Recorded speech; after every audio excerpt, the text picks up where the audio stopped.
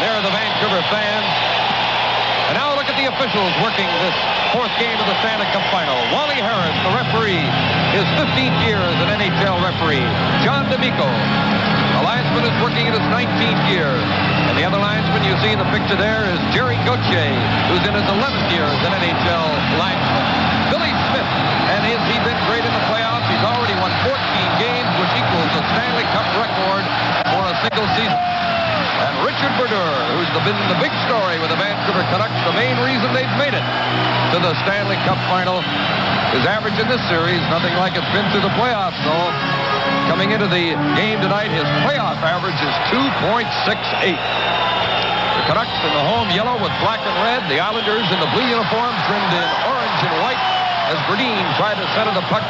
Williams going in after it. Battle for the puck along the boards in the Islanders zone. Potvin battling with Moline. Tiger Williams gets the puck to the point. Lars Lindbergh shot. Moline just failed to tip it in front. Williams centering it. Berdine from the boards. Walked by Morrow. Puck centered, went off of Potvin. Lars Moline centering it. Williams couldn't get his stick on it. Moline battling with Trottier. Still in the Islanders zone. Smith covers it up to stop the play. Gary?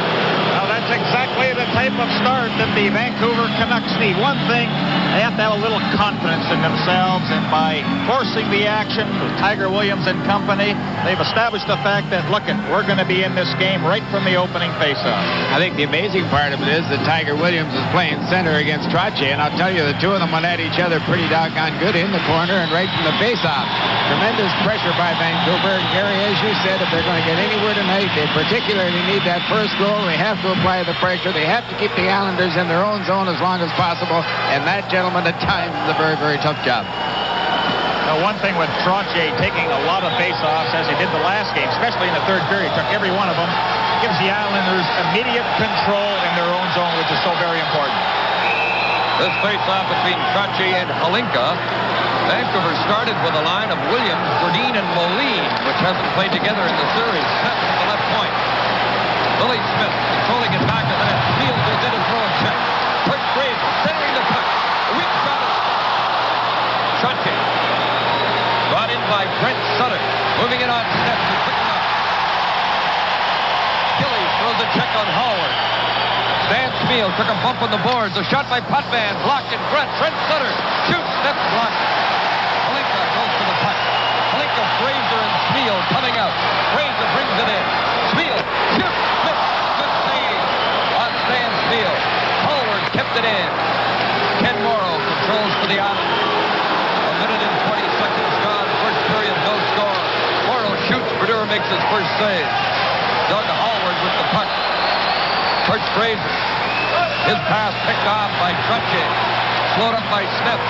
Howard and Trottier going after the puck. Howard put it off the boards. Bounces in front. Controlled by Ivan Boldurin. To Jim Nill.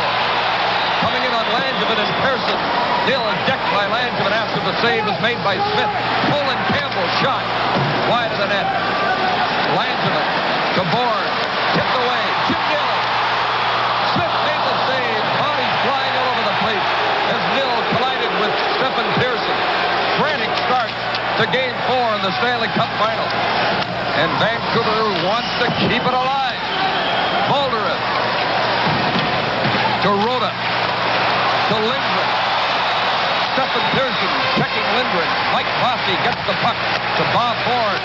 This is Butch Goring in on Campbell. Goring making moves. Puck swept away by Ron Galore. Campbell's going to get a penalty for hauling down Butch Goring. Colin Campbell will go to the penalty box.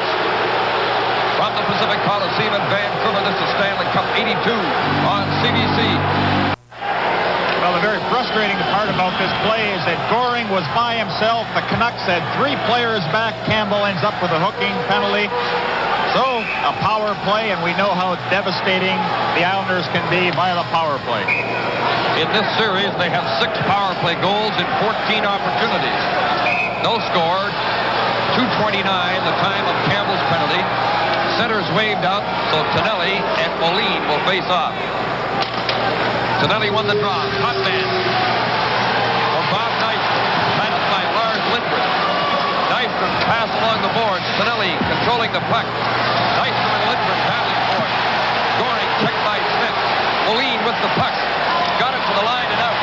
Picked up by Jerry Minor. Minor ragging the puck. Takes it in. Turned around. Butch Goring takes over.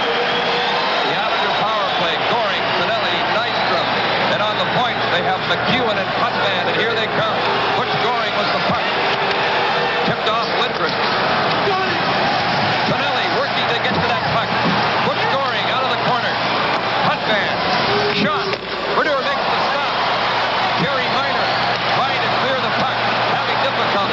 Can't get it out. Putman to McEwen. He shoots. Stopped by Brodeur. Minor, Moline, Smith, and Lindgren are killing the penalty. Now Brodeur had to come up with another great performance like he did the last game, and he's right on target. 2 key saves in his power play. Well, today, Steps and Lindgren certainly have cleared the alley in front of the goal so he can see the shot. Mike Bossy, always dangerous. 15 goals in the playoffs. Bossy into the slot. Shot deflects wide. Trottier from the corner. 36 seconds left in Campbell's penalty. Pearson hauled the puck outside the line. It's offside. Now, what's very evident, Howie, is that the Islanders are not getting the chance to really set up and the time to make that good shot. The Canucks are all over them, forcing a shot in some areas where probably would never score. Well, certainly Potvin and Bossy are trying to work that 2-on-1 play to nil, but what's happened is Gradin's coming across in front and picking off Bossy. Here's in front of the play in front of the net, and it's one of the reasons why Brodeur has made 3 pretty good saves on shots from well out. If he can see it, normally he will stop. We played 3 minutes, 55 seconds in the first period. No score. Islanders 1 win away from a Stanley Cup. Still on a power play for another 34 seconds. Time left in Campbell's hooking penalty. That's why you'll see Sneps out there a lot in the penalty-killing role. When you have the likes of Gillies out there, you need somebody big and strong like Sneps to clear the front of that net. He did it very effectively against Trottier. Sneps has had a great playoff for the Vancouver Canucks. Going to that puck in the Vancouver zone. Bossy racing after it. Smith puts it on the board. Brodin couldn't pick it up. Stephen Pearson from the point. Brodin checking. Pearson to Gillies. Trottier to Potvin. His pass intercepted by Thomas Brodin, who clears it out.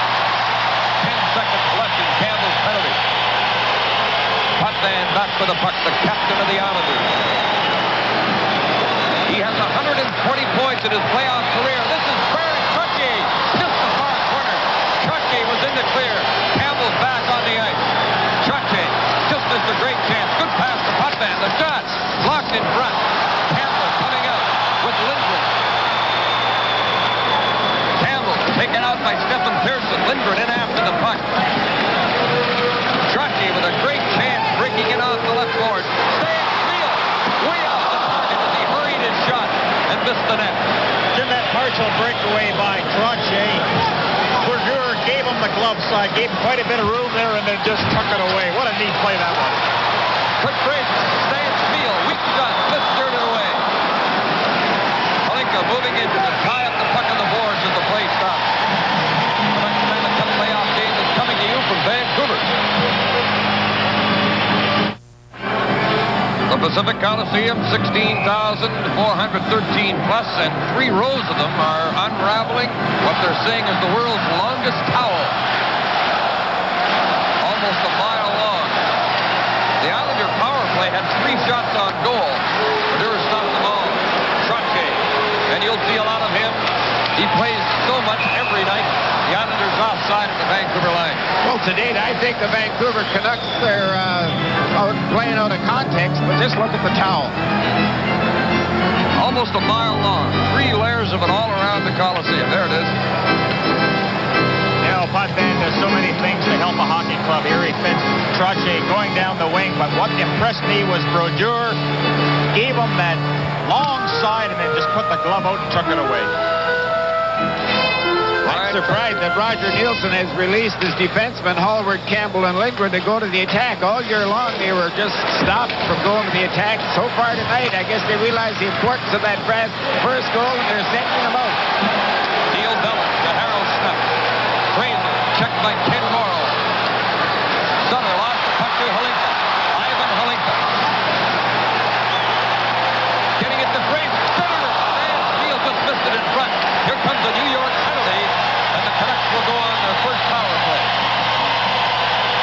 is Hockey Night in Canada from the Pacific Coliseum in Vancouver.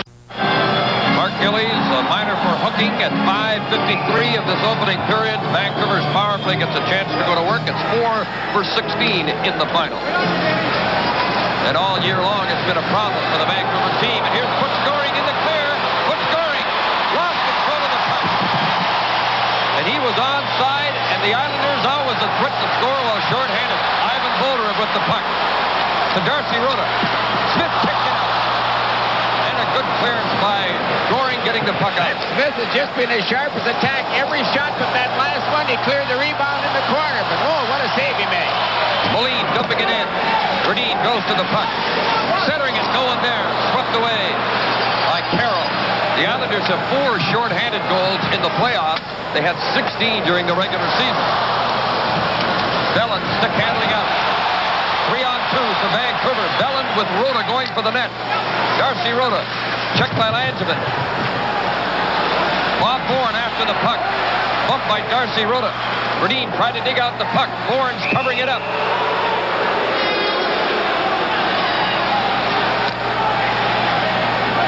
Now, when there's corner work to be done, it's important for the Canucks that they outnumber the Islanders. Since they enjoy that man advantage, the Islanders have 2 men in the corner. Canucks have 3, but they have to come up with that puck. And again, Howie, as you had mentioned, which I think is so very important, get that first goal. Well, here's the great save by Billy Smith we were just talking about a moment ago. It's a pretty good angle. There's lots of room on the far side. And look at that left leg come out, stayed on his feet. Here's the breakaway. Lost possession of the puck. Goring did as he went from his forehand to his backhand. I'll bet he'll be talking to himself. There was a chance for the Islanders to get that first goal. That's the second time they've almost been totally home free. The crowd here is reacting because they've completed the big towel all around the Pacific Coliseum, signed by thousands of British Columbia hockey fans. Canucks on a power play. Tiger Williams from the corner to Ivan Halinka. To the point. Garth Butcher in his first Stanley Cup playoff game. He's out at the point of the power play. Spiel getting control of the puck. And Spiel shoots. Smith is there again. Kicking it over the glass. I kind of got a feeling that we're just in for another great goaltending performance tonight by Richard Verdure and Mr. Smith. Boy, he has just been super by staying on his feet. Oh. You saw Gradine just to the side of the net trying for the deflection, but I still think you have to get in front of Smith. You know, any goaltender, if you can see the puck coming, 9 times out of 10, he's going to steer it in the corner and make that save, but get in front of him. Well, certainly any shot from that distance he should get. Stan Spiel wearing the C as the Vancouver team captain since the injury to Captain Kevin McCarthy just before the playoff. There's Garth Butcher, 19 years of age, from Regina. Just completed an outstanding junior year there. First-round draft choice of the Canucks last spring. Has not played a Stanley Cup playoff game before, and he's in this big one tonight. Doug Howard with the puck. Billy Carroll moves into check. 23 seconds left in the Vancouver power play. Trying to get it started. Butcher to Spiel to Halinka. On the left wing for Kurt Fraser. Tied up by Billy Carroll. Puck is kicked loose. Langevin drives it on the boards. Butcher can't keep it onside. You think he's nervous? Just a little bit? I think he's shaking in his boots right now. That is such an uncomfortable feeling to be put out there. And it seems that when you're out there for your first shift, the puck comes to you every single second. That's right. He had the puck in the corner, deep in his own zone, and just threw it out along the blue line, expecting Stan Spiel to be there, and Stan wasn't. The youngster will soon learn to take a look before he makes the pass. It's just like a hot potato. I've gone through it. We've all gone through it, and be rest assured, his next shift out there, play with a lot more confidence and feel a lot better about the whole situation. He played 5 NHL games with Vancouver during the regular season, but it would be nothing like playing in this one tonight. Thomas Verdine. Gordon Lane moves into check. Mark Gillies goes to the puck. Moline checking him. Campbell hustles in to keep the puck onside. Chache takes a check on the boards from Williams. Moline to Gradine. Thomas Gradine from the corner. Centering it. Mark Gillies intercept. Behind the play, we have Trottier and Williams all tangled up. Former teammates in junior hockey in Swift Current. A couple of boys from southern Saskatchewan. And they're going to get penalties out of this by the looks of it. We'll see who's getting the penalties, but it could be to both Trottier and Williams. Trottier is going to the penalty box. Well, with the score, the Islanders nothing, the Canucks nothing. This is Stanley Cup 82. Well, how often do you see Williams escape a penalty as Trottier and Williams come together? Who's holding who there? Well, actually the penalty was holding on Trottier at 8:25. So the only penalty out of that exchange was to the Islanders' Brian Trottier. And the Canucks have the man advantage for the second time in the period. There's no score as Brodeur shovels the puck away from Billy Carroll. Carroll and Goring, excellent penalty killers. Look at Goring, hustle right after Bellin, who lost his stick and cleared the puck with his leg. Bolderin with the puck. In on Morrow. Bolderin. Backhand. Blocked. Putman took him to the ice. Puck is centered. Now cleared down the ice. You just have to admire that forechecking of Carroll and Goring. Nill goes in after the loose puck. Nill took a hit on the inboards from Ken Morrow. Bob Bourne, great skater, moving that puck out to Anders Keller. There's going to be a penalty to Kurt Fraser for that check on Anders Keller. Hooking will be the call, and Fraser will go to the penalty box. There'll be 5 aside now. Hockey Night in Canada will continue in a moment. Now Keller is out there killing a penalty, and Fraser tied him up, and he will get the hooking call. And in 54 seconds, the Islanders will enjoy that manpower advantage. Well, all you had to do was watch on television Trottier and Williams penalty. You knew that the referee was going to give one to the Vancouver Canucks pretty easy because that was a very questionable penalty to Trottier. And maybe the one to Fraser was a bit borderline, too. Well, it had to be. Harold Snups with the puck. Moving in on Gordy Lane. Puck went loose. Stands field. Shoots. Blocked. Big play by Dave Langevin coming out with the puck. Langevin and Carroll, and Langevin dumps it in as he blocked the shot and then cleared the puck away, and it's kept in by Gordy Lane. Doug Howard putting it off the boards and picks it up again. Being checked and forced back. Doug Howard, former first-round draft choice to the Boston Bruins from Toronto. Down to Harold Snups. Lugging it in as he's checked by Gillies and hit by Langevin. What a hit by Langevin on Harold Snups. Willie shoots and deflects wide. Snups goes to the puck. He shoots. This to net. It's hectic, but it's still scoreless. Langevin with the puck. Just had a birthday yesterday. Big Dave on the Islander defense was 28 yesterday. Campbell chasing after the puck. It goes loose. Jerry Minor picked it up. Intercepted by Trottier. Islanders on a power play. Trottier. Minor cleared the puck out. As Lindgren checked Trottier and Minor cleared the puck. Now, a little different. Again, the Canucks going right after the Islanders, not giving them the opportunity to set up. In goes Nill, the forecheck. Denny Potvin coming out. Mike Fossey, always dangerous, moving in on Campbell. Nill breaks up the play, kicks the puck out with a good effort by Jim Nill. I like that strategy, Howie. Well, certainly that's what they have to do. And look at here, trouble. Tonelli's backhander picked off by Brodeur. Tonelli bumping with Lindgren. Nill gets into it against Tonelli, who skates away from it. And they want to stay out of that penalty box right now. Well, especially when they have that manpower advantage. Why do I take a penalty and ruin that? There's the save by Brodeur. And again, you notice the Canucks finishing their checks, taking the man right into the boards. You know, the Canucks' inability to finish the play, particularly on the attack, has hurt them so far this evening. They just can't make that one pass to bring a guy home free, or that one deke, or a good shift around somebody. I would think a good degree of the play has been up in front of Billy Smith, and the Canucks have had all kinds of opportunities to score goals with one more bit of finesse. Islanders still on a power play for the next 3 seconds as Nystrom's sweet shot goes wide. Vancouver's back at full strength as Fraser's back on. Potvin centering the puck for Goring. He scores! Put Goring with a high backhander. Islanders lead 1-0. Those giveaways in your own zone, they'll kill you. And Potvin, he had no out whatsoever. Stayed at that blue line. Now watch this nifty little pass. Right on the stick of Goring and the backhand to the stick side, and 1-0 Islanders. That's the last thing that the Canucks wanted to see happen in this game.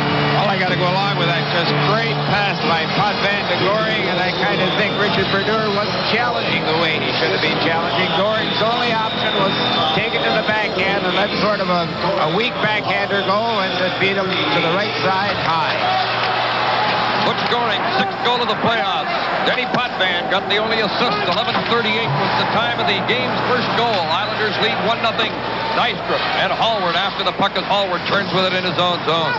Nystrom goes right after him and took him out. Tonelli dumping it back in the Vancouver zone, but Nystrom is trapped offside. That's what I was talking about just a little earlier, Gary. Vancouver Canucks have played just as much of this period up in front of Billy Smith as the Islanders have down the other end. But the Islanders, the Stanley Cup champions, have that great skill on the ice all the time, mental and physical, and when it comes time, when it counts, they'll make the plays and put the puck in the net. They're working over Harold Snips of the Vancouver bench.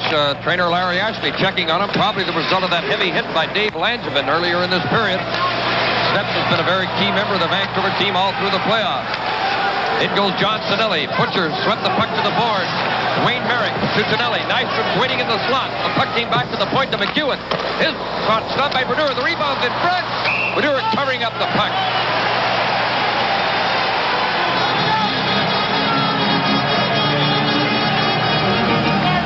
Well, the puck control of the Islanders when they're on the attack just truly amazing.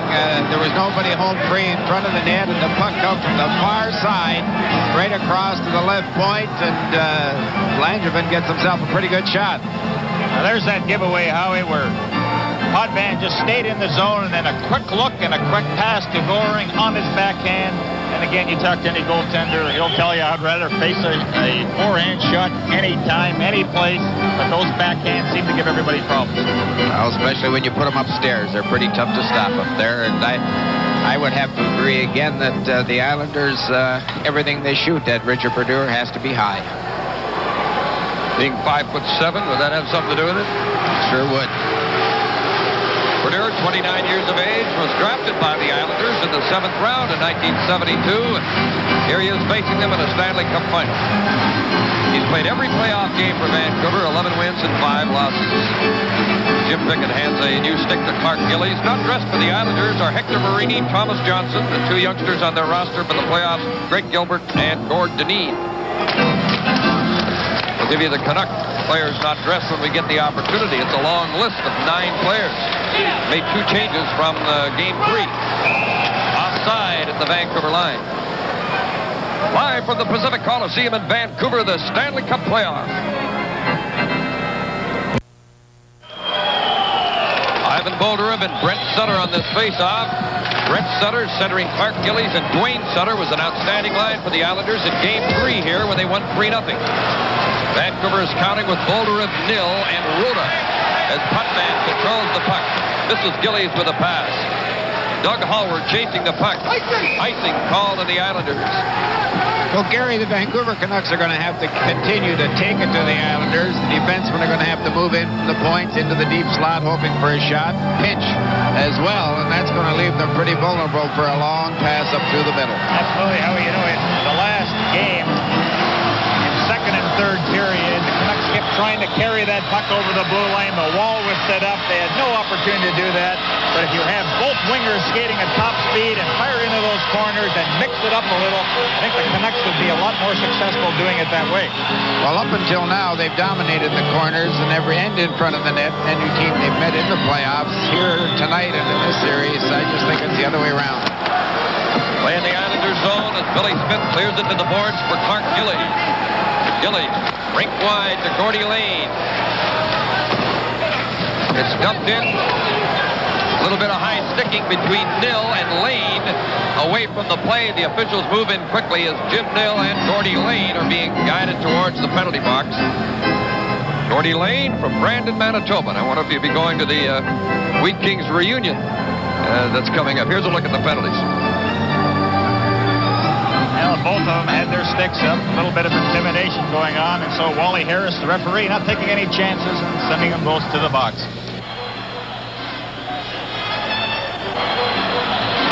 Stansfield couldn't get loose with the puck. Doug Hallward rushing in on Langevin. Hallward trying to go through the middle, couldn't get through. And Langevin, so solid on the Islander defense, got control of that puck back to Stephen Pearson. Gradin steals it off Pearson. Gradin. Lindgren in deep gambling. Taken off the puck. Stephen Pearson takes over. Lindgren goes after him. Smeel helping out. Someone's yelling, freeze it, so freeze it they do. Smeel and Stephen Pearson. And I know that Stephen Pearson is not going to challenge Stan Smeel, but they have a little discussion about it. Well, if he's smart, he won't get near Stan Smeel. You know what? I would think I'm tremendously impressed with the defense of the New York Islanders. Sure, we all know of Potvin's ability, both with and without the puck. Ken Morrow has come along tremendous in the last 2 years, but Langevin and Gordy Lane have just turned into excellent hockey players, both with and without the puck. Howie, they don't do more than they're capable of doing, and that really is a secret behind your blue line. Why try to beat somebody one-on-one if you don't have to? And that's where a lot of guys get themselves into a lot of trouble. Well, besides having tremendous skills and worked on them and improved them, they're big and strong and love to play. Vancouver hasn't scored a goal now in 92 minutes against the Islanders since Gary Miner scored a goal early in Game 2. That is early in the third period of Game 2, which eventually wound up a 6-4 Islander victory. The Ducks haven't scored since that point. Shutout here in Game 3. In goes Gradin. Slowed up by Langevin, and there's that Langevin again on the blue line, making those big defensive plays. Having a great period. Steele hit Brian Fletcher. Step to Gradin. Gradin taken out by Langevin. There he is again. The teams are 5 aside. 49 seconds left in the penalties, and in goes Mike Bossy. Bossy in on goal. Gradin couldn't pick up the puck. Langevin controlling it. Islanders are leading 1-0. Gradin on the board. Stenton didn't see it. Steele went after it. It goes to Stephen Pearson. 5:28 left in the first period. New York 1, Vancouver 0 on a goal by Butch Goring. Langevin with the puck. Big guy from St. Paul, Minnesota. To Pearson, bumped by Williams. The Steps goes to the puck. Steps back out there after being shaken up earlier in the period. Pearson with the puck. Williams moves into check. Billy Carroll. Drop pass. Swung away it. Intended for McEwen. Centered for Anders Keller. Carroll with the puck. Now to McEwen. Missed the far corner. The teams are back in full swing. Chip Hill with the puck. 2 Islanders back, and Hill comes in. Trying to go in. Billy Smith covering up the puck. Williams arrived, working over Billy Smith a little bit. It certainly looks like the Vancouver Canucks are trying to initiate a lot of the after the whistle and perhaps initiate a fight. The Islanders are backing away. They're just minding their own business, concentrating on hockey. We saw Williams a couple of times run after Pearson. Here's a good hit. Smeel, Trottier. Watch how fast Trottier gets off the ice. That's all that fellow does, and that's Stan Smeel. He's just a tremendous hockey player, very, very punishing, an excellent checker, and when he learns to score some goals and head for the holes a little better, he'll be just a great all-around hockey player. He was a good skater. Look out. Stan Smeel, the pride of St. Paul, Alberta. Mike McEwen goes to the puck. Rhoda ties him up. Boulder going in after the puck. Lars Lindgren shoots off the target as Rhoda was decked in front. Lindgren trying to keep it in. Down on the ice, can't keep the puck in. This is Mike McEwen coming out. Rhoda tying him up. In goes Butch Goring. There's a penalty coming up. It looks like a Vancouver penalty, but we'll wait to see how Wally Harris sorts it out. The Stanley Cup playoff game is coming to you from The Canucks are certainly playing hard, but this time they get a little rambunctious as Darcy Rhoda heads for the penalty box in the roughing call. And again, you're taking a penalty in an area. It should never happen, especially if you want to stay alive. The Islander power play is so potent all through the playoffs. They've averaged, well, they get 21 goals rather on the playoff percentage. We're 29.6. Potvin to Stefan Pearson.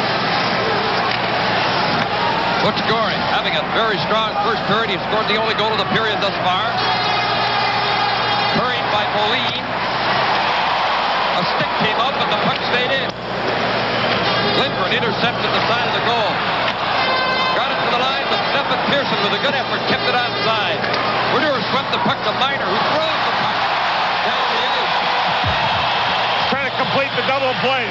He didn't close the tag on the puck. I wonder if he plays second base in baseball. It goes Potvin. Denny Potvin centering it for Nystrom. Just failed to pick it up. Nystrom from the corner. Right in front and shot wide by Potvin. Trottier and Gradin after the puck. Trottier so strong in the boards, controlling the puck. Stefan Pearson to John Tonelli. A delayed penalty coming up. Whittier makes the save. There's a delayed penalty coming up to Vancouver. Now it'll be called, and Gradin is hammered by Nystrom in the corner. And Gradin gets up slowly after Nystrom's hard hit. Nystrom will also receive that penalty on the charging call. What an opportunity for the Islanders who would have had a 2-man advantage. But Nystrom on that tremendous hit against Gradin will take care of that situation, and both teams will play a man short. Actually, on this sequence of penalties, both will receive a penalty, with the Islanders still having that manpower advantage. Well, that was Snep's elbowing Potvin, and I'm more and more impressed with the way Dennis Potvin is playing. Every time I see him on the ice, he's dominating this game just like he did a couple of years ago, both on defense and offense, and no one handles the puck, no one anticipates any better than Potvin. And to top it off, he's got a tremendous mean streak as well. He's tough and he's mean. Well, Roger Nielsen had said, we're going to come up with our best game of this playoff series, and they are playing hard, and has to be very frustrating for the Canucks. They still find themselves 1 goal behind. 47 seconds left in this Islander power play. That's the time left in Rota's penalty. As you look at Jim Nill at the Vancouver bench, not dressing. Well, we'll pass along the scratches from the Canuck lineup if we get the opportunity. There's the Vancouver bench with Ron Smith working alongside of Roger Nielsen. Bobby Nystrom from Kamloops in the penalty box for that hit on Gradin. Well, I'll tell you, if you're going to run at anybody on that Vancouver club, it's got to be Gradin. Potvin from the point. Tied up near the blue line, and the puck came out. Bob Bourne controlling it. Islanders are leading 1-0, 2:55 left in the first period. Trottier to Pearson. Stefan Pearson to Denny Potvin. Made it to the point. Nobody there. Bossy recovering it to Stefan Pearson. Back for Bossy. Hustling to that puck. Mike Bossy. Trying to get it to Trottier. Jerry Miner intercept. Took a bump from Potvin, who's a solid hitter. Bossy to Trottier. Bringing it in. Trottier to Potvin. The shot off the target. Trottier goes to that puck again. Gillies in the slot. Shot from the point. Blocked by Lars Moline. Vancouver's back at full strength. Rota with the puck. Darcy Rota. Potvin taking him out. Puck center. Miner taking a whack at it. Campbell trying to center it. And the Islanders defend so well around their territory. Campbell shot. Blocked. Miner backhander. Blocked. Great save. It's got the rebound. It's 1-0.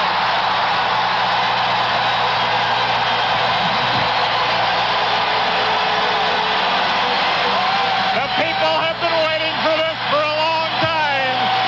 The flags wave as Darcy Rota in a scramble in front, and what tremendous pressure the Canucks put on in the Islanders zone, and how we finally are rewarded. No, Miner was the fellow in front right there.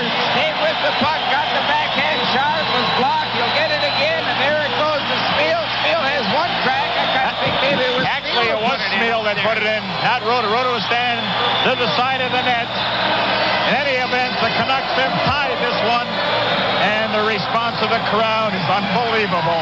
And Billy Smith had made 3 saves before the puck went in, and that was a great one. I was sitting here, you don't see saves better than that, but he had the puck in his hand, dropped out of his hand between his legs, and that fellow you're looking at right there, who is the heart of this hockey club, Stan Smeel, put it in the net. We have a 1-1 hockey game. Oh, he didn't give up on it, though. That second effort to just go after that puck, try for that rebound, and Stan Smeel has tied it.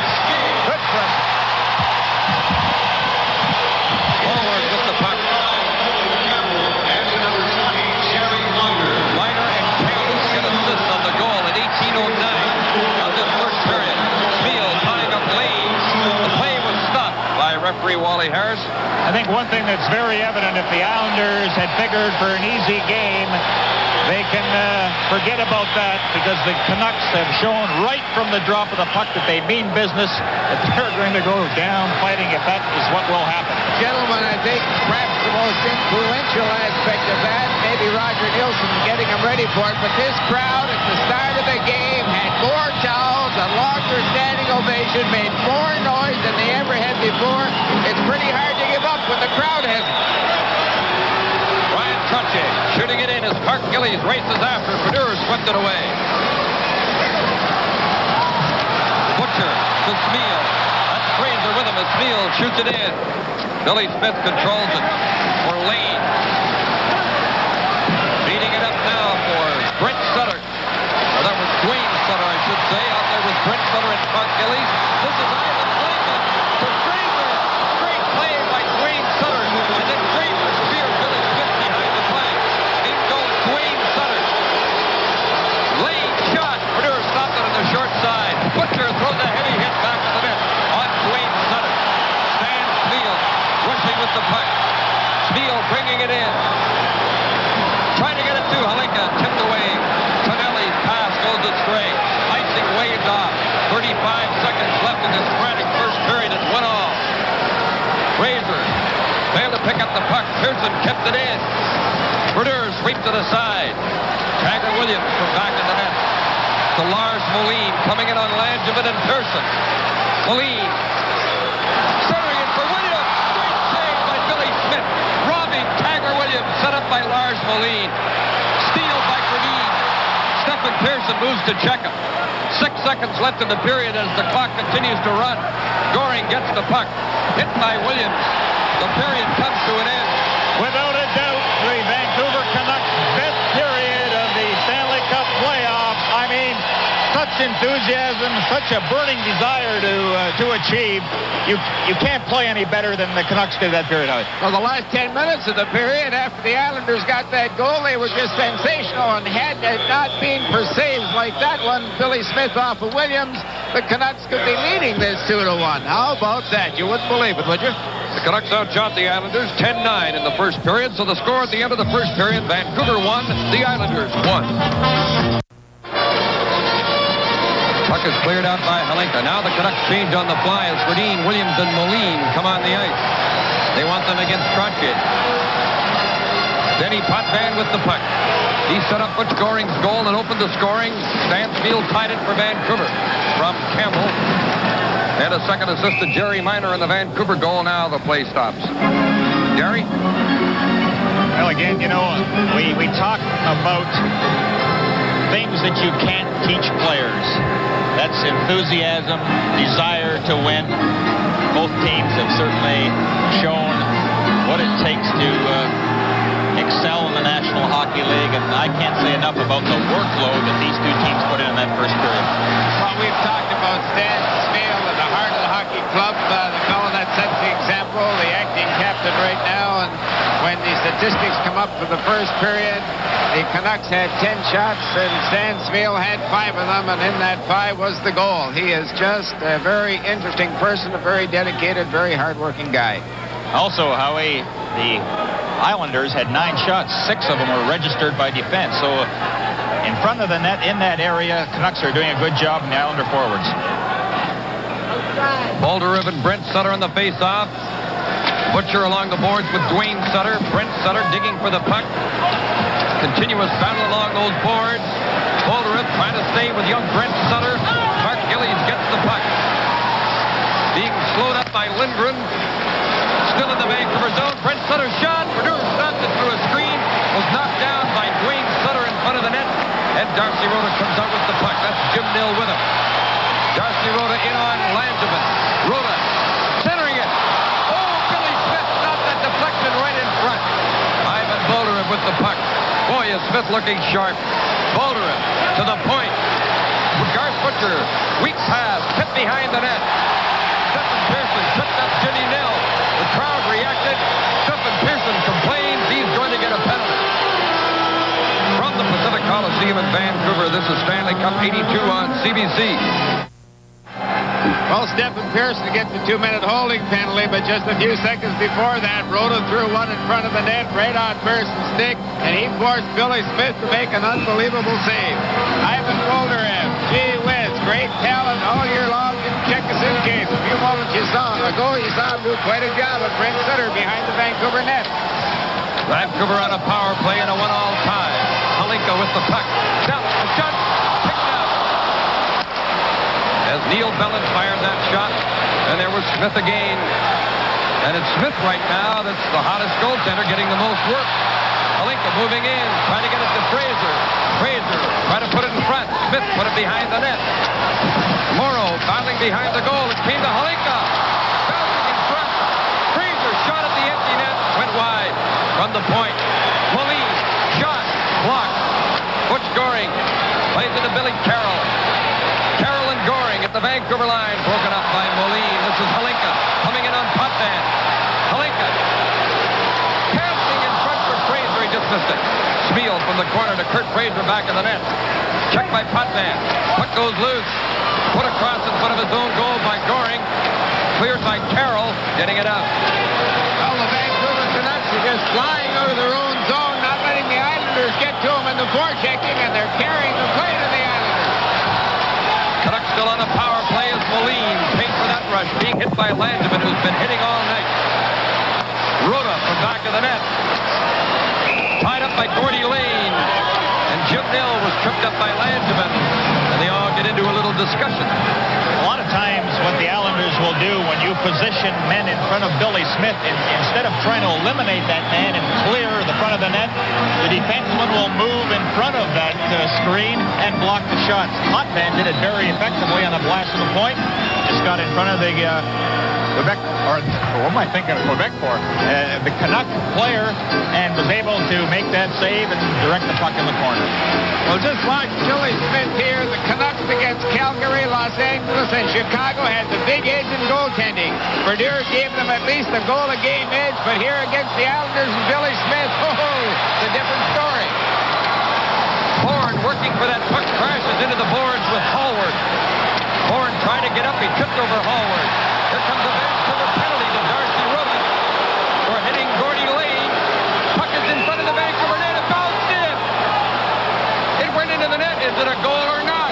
It went in off a glove in front of the net. I think Wally Harrison stopped the play, but it looked like it went in off a Vancouver player's glove in behind Brodeur. I don't think Harrison stopped the play, but he's calling it no goal, thinking it must have gone in off an Islander glove. Well, let's have a look at it. Quite a scramble in front. I think it went off Rhoda's glove. Yeah, let's look in front as Rhoda comes right in front of the net and directs it behind Brodeur. It will not be a goal. Well, I kind of think why the official blew the whistle is the change of position of the puck. Perhaps the shot at Brodeur, the original shot, Harris must have thought, well, the Canucks are in control. I'll blow the whistle and give them the penalty. But it was just a deflection, and then I don't know if you would call that good control by gloving it into your own net. I don't think so. So the Canucks get a good break, but they still are a man short. And Darcy Rhoda can't continue to take penalties like this, or nobody can take penalties like this against the New York Islanders. They're just too dangerous in the power play, and you have to take the man, but certainly not add your momentum when you're going into the fence. That's the second foolish penalty Rhoda's taken tonight. Sooner or later, they're going to get burned. Rhoda for cross-checking, 3:02 into this second period. Right now, the teams are 5 aside, but in 15 seconds from now, New York will have the man advantage. It's a 1-all tie. McEwen passes to Trottier. Snep moves to Jacob. Trottier getting away from Snep. Lost control of the puck. Lindgren got it off the board. Jim Nill overskates it. And Snep swept it out to center ice. And Stephen Pearson, as you see, is back on. So the New York power play gets to go to work. And it's been outstanding all through the playoffs. Jim Nill going after the puck. There's a minute and 27 seconds left, and Darcy wrote his penalty. The score is 1-1. Goring and Smeal scoring in the first period. Denny Potvin moving in. Bumps at the line. McEwen shot blocked by Lindgren. Jerry Miner goes to the puck and clears it out.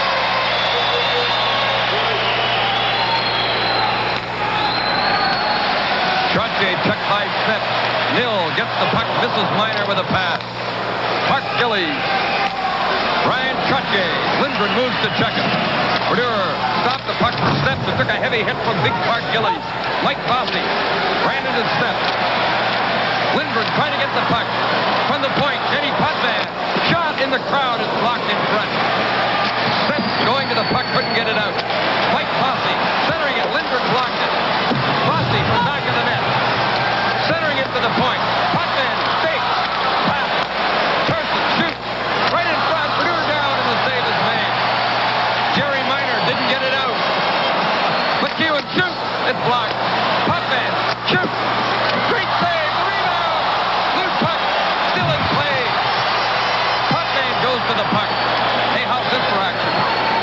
Smith has lost his stick. Gillies behind the net to Brian Trottier looking for someone in the slot. Potvin shot. Loose puck. They score. They had to put it in eventually, and it was Mike Bossy who put it in the net. Well, the whole key was Bossy where he positioned himself. He saw the angle of the shooter, knew that if Brodeur made the save, if there was a rebound, look at there, it had to come out to him. He's behind everybody, nobody near him. He would be, I would think, just a pretty good guy in geometry. Absolutely, but tremendous pressure. You could just sense that the Islanders had the score. They just good control of the puck in the corners, behind the net. Sneps was without a stick, but that's what makes Bossy so great. The ability without the puck to move in a position that if it does come to him, it's in the net. Bossy's 16th goal of the playoff. Islanders lead 2-1. Ivan Halinka to Stan Smeal. Shot deflects wide. Kurt Fraser goes to the puck. Smeal on the boards with Nystrom. Campbell kept it outside. Blocked in front by Stephen Pearson. Here come the Islanders again. Tonelli with the puck to Nystrom. Coming in on goal. Tied up by Campbell. Kurt Fraser to Stan Smeal, but he'll be offside. Tonight's Stanley Cup playoff game is coming to you from Vancouver. I'm Jim Robson with Gary Dornhopper, Howie Meeker, Steve Armitage, and the Hockey Night in Canada crew at Vancouver's Pacific Coliseum. The Islanders again have taken the lead for the second time in the game. It's 2-1. We're nearing the 6-minute mark of the second period. Bossy's goal was on a power play 2 seconds before Rota's penalty expired. The assist went to Potvin and Trottier at 5 minutes. Campbell goes to the puck and icing is called. I don't think in that Bossy goal you'll ever see better puck control. You'll ever see greater pressure exerted on a penalty than the Islanders did, and I don't think you'll see better or luckier goaltending. Who shot the puck deep in the slot? Potvin. What a hockey player. What a hockey game he's had. Now, Howie, time and time again, from his point position, if he sees the opening, he doesn't hesitate whatsoever. And, of course, with Trottier behind the net, he sees everything in front of him. He can size up the situation. He just makes a perfect pass. And there's Trottier from Val Marie, Saskatchewan. And notice at the bench, Ron Watsky, the Islander trainer, checking on Mike Bossy, who has that sore knee. Good thing he wouldn't be healthy. He'd have even more than 16 goals in the playoffs. What a great goal scorer. Great player. Playing the Islanders zone. Stephen Pearson being checked by Stan Smeal. Langevin gets it around to Wayne Merrick. Smeal hit Stephen Pearson behind the play, and there's a Vancouver penalty coming up to Stan Smeal. I believe roughing on Stephen Pearson, and Smeal complains. And Wally Harris warns him as he goes to the penalty box. This is Hockey Night in Canada from the Pacific Coliseum in Vancouver. On Dwayne Sutter. What a save by Richard Brodeur to keep it 2-1. Billy Smith to Mike McEwen. Born in Horn Payne, Ontario, Mike McEwen lugging the puck. The former Ranger and Rocky dumping it in. Dwayne Sutter after him. McEwen. Green blocked the pass. Lindgren battling with Brent Sutter. The battle goes on. Dwayne Sutter from back of the net. Smith cleared the puck. Didn't get it out. Potvin with a good effort to keep it in. Bob Bourne shoots off the heel of his stick. Shot just went wide. Dwayne Sutter centering it. Sliding down the ice. You know, what's also hurting the Canucks is the giveaways. They have possession in their own zone, and they're in such a hurry to ice it, they're just coughing it up. Well, twice on that Bossy goal, they did that very thing. Trottier in on Smith. Frosty in the slot. Tipped it to Gillies. Shot wide. Stephen Pearson. What a power play. Bossy, Gillies, Trottier, Potvin, and Pearson controlling the puck. 38 seconds left in the penalty. Mike Bossy with the puck. Mark Gillies tipped it to Bossy. Smith checks Bossy. Williams gets the puck down the ice. Again tonight, their passing, I would say, in the last 10 minutes, just been marvelous, hasn't it? They just fire it like bullets. Their pass receiving is excellent. Trottier brings it in. Gillies going for the net. Mike Bossy shoots. He scores! Bossy, 3-1 Islanders. Well, you'll never see a better play than that one. Gillies made it all possible. He headed for the net, took the nets with him. Bossy dropped behind, come in late. And oh, did he put that one in the corner. Watch Gillies go for the net and create the opening. Trottier hangs on to it. Gillies now is going for the net. There you'll see him. Look at the big opening. Bossy dropped back. Oh, Bernard way out challenging. Just an excellent shot. Was it offside at center ice when Trottier picked up the pass? That's what the Canucks are arguing on the ice. Number 17. Does that equal the output of last year for Mike Bossy in the goal-scoring department? Yes, it does. Last year, Mike Bossy scored 17 goals in the playoffs. Trottier and Pearson getting assists. Sorry, Gary. He doesn't waste any time firing that puck just inside the right post. 8 minutes, the time of the goal. 8 seconds before the penalty expired. His other goal came 2 seconds before the penalty expired. The power play is the Islanders in front, 3-1. John Tonelli carrying the puck, dumping it in. Nystrom goes in against Campbell. Battling back of the net. Butcher puts it on the boards for Smeal. Lindgren, or rather Halinka, trying to bring it out, but the play is called offside at the Canucks blue line. So the score, the Islanders 3, the Canucks 1. This is Stanley Cup 82. 2 goals by Mike Bossy in this second period as the Islanders ahead 3-1, leading the series 3 games to nothing. Sean D'Amico waves the centers out, so Smeal faces off against Tonelli. And they came out of the same mold. 2 hard workers on the 2 teams in the Stanley Cup final. Fraser and Nystrom bumping together. And it's Mike McEwen rattling the puck on the boards. Campbell keeping it onside. Nystrom bats it down. It's knocked off his stick. Kurt Fraser from the corner. Smeal back of the net, couldn't control it. Tonelli to Goring. Has Nystrom on his right taking the pass. Nystrom in on Campbell. Goring going for the slot. The play broken up. Back comes Fraser with Halinka, Campbell, and Smeal. Halinka brings the puck in. Bumped near the line. Fraser to the corner, and the goaltender, Billy Smith, yells, "Watch in front." Still yelling instructions to his mates as the puck is cleared into the Vancouver zone. Garth Butcher, the rookie from Regina, in his first playoff game in the National Hockey League. But here he ices the puck. Stephen Pearson picking it up. Icing call on Vancouver. Well, the beauty of replays is to check for ourselves. Is it offside? There's the pass from deep inside the blue line. Boy, is that I close. need to call it. Oh, close.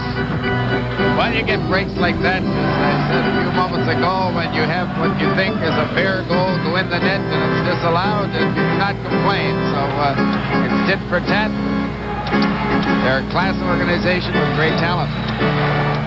Canucks may have argued that it was an offside pass over two lines as Trottier picked it up and set up the third Islander goal. We'd like to mention who's not dressed for Vancouver tonight.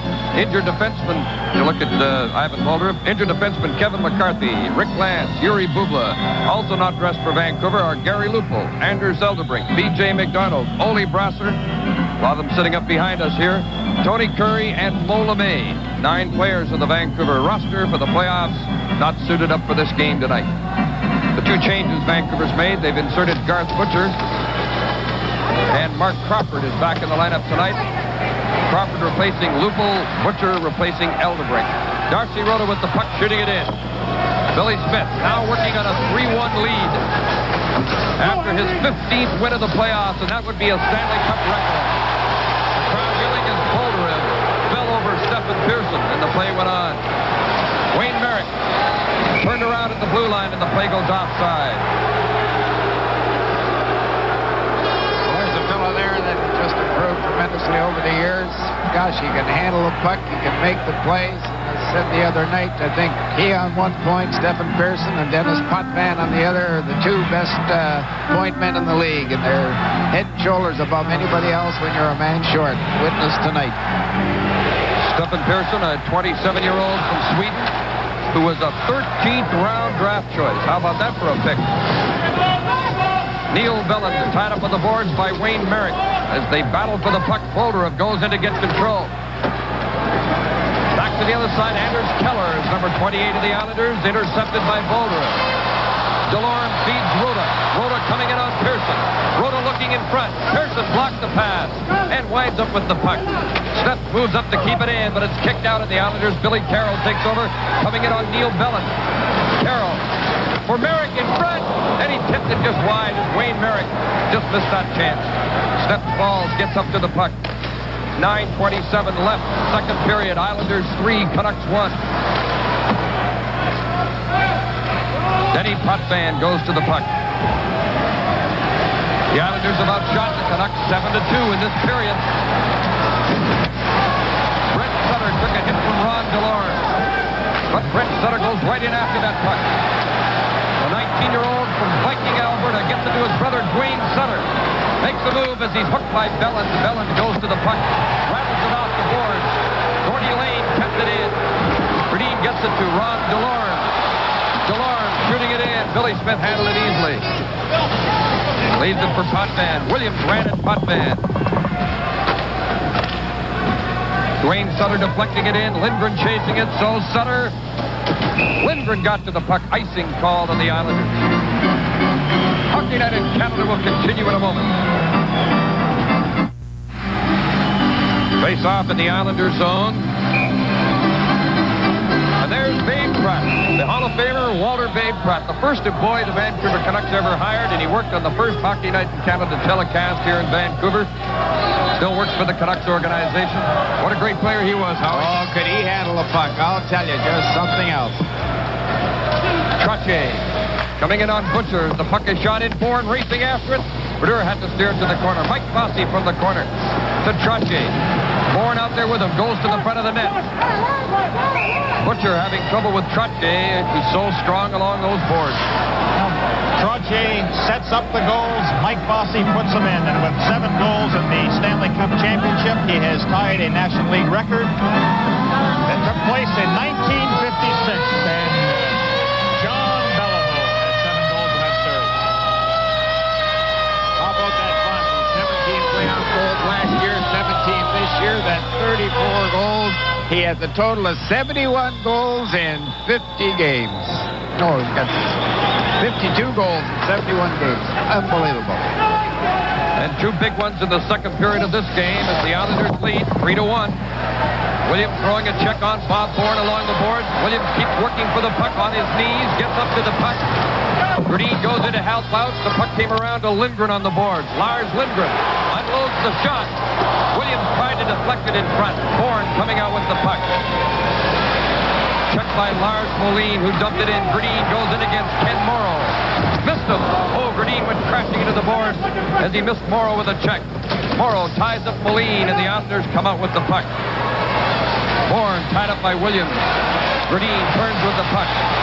Thomas Berdine to Colin Campbell. Looking for help. Shot wide of the net.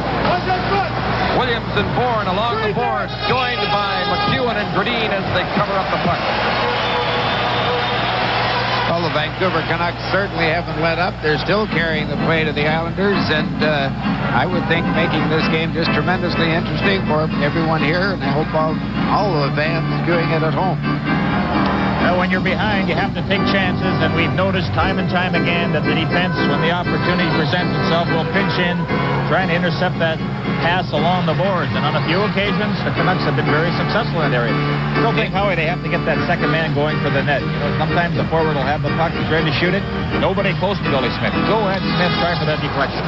Halinka wins the draw from Trottier. Loose puck in front. Well, how about that? Trottier lost the faceoff in his own zone. Well, he's never won one yet off Halinka and Gradine in that situation where they're going to their forehand. They're continually getting it back along the board. Gradine has done this all the time, as Halinka has it. Getting it back to their forehand along the boards. Smeel had an excellent chance to put the puck by Billy Smith, but he couldn't get it up high. Well, let's watch it again. The same setup. Yeah, now the Islanders have the defenseman out there to head for the point. Again, Halinka won the draw. Smeal's shot. Billy Smith is there with a good save on Smeal's shot. Bob Nystrom in on Colin Campbell. Nystrom put it to the end boards for Goring. Goring from the corner. Hallward checking Goring. Fraser goes to the puck. Scoops it to Smeel. Coming in on Langevin. Smeel and Halinka. Halinka takes the drop pass. Took the shot. Went high. Fraser for Halinka. Stephen Pearson checking it. Fraser overstates the puck. Goring very quick to pounce on it. Around to Tonelli. Nystrom breaking out on the right wing. Waits for the pass, and there it is by Tonelli, and Nystrom dumped it in. Tonelli and Hallward after the puck.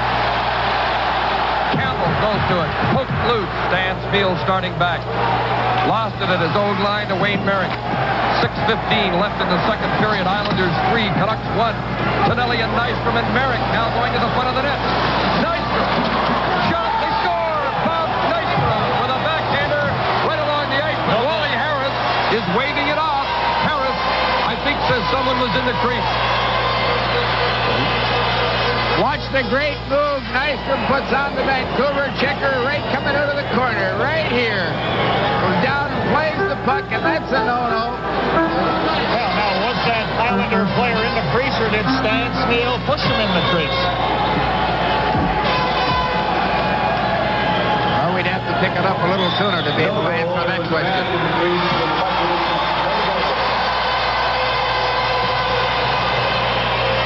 Well, they're calling it no goal because an Islander was in the crease. I believe that was the announcement. But the question is, and Al Arbor doesn't argue, but the question, of course, always is, was he in the crease on his own, or was he placed there, or pushed there? Well, there you have Nystrom coming in front. Oh, he was pushed. Was he ever? Almost over top. He was standing on the top of the crease. Spiel made contact with him and just put him almost over the net. Howie, I like the work that Tonelli made against the boards there to knock that puck loose for Bob Nystrom. You know, the guy never stops, and his enthusiasm on this Islander hockey club has certainly paid dividends. Great money player, of course, scored the overtime goal that gave the Islanders their first Stanley Cup. Wayne Merrick was the player who scored the winning goal in last year's 4-1 victory over the Minnesota North Stars in the final. Islanders won the deciding game, the final game of that series, 5-1. Neil Bellin to Ivan Bolderin. Merrick checking him. Darcy Rota gets the puck. Now to Bellin, the youngster from Sudbury, trying to get through the defense, couldn't get through. Denny Potvin starts back. 5.5 minutes left, second period. Potvin has to wait for his team to get onside. Now to Carroll, who tips it in and races after it as Richard Brodeur plays it on the boards to Jim Nill. Islanders on a change as Nill gets it to Rota. Now to Bellin. Chipping it in, and it's cleared away. Billy Carroll hustles after the puck, and he's hooked to the ice by Neil Bellin.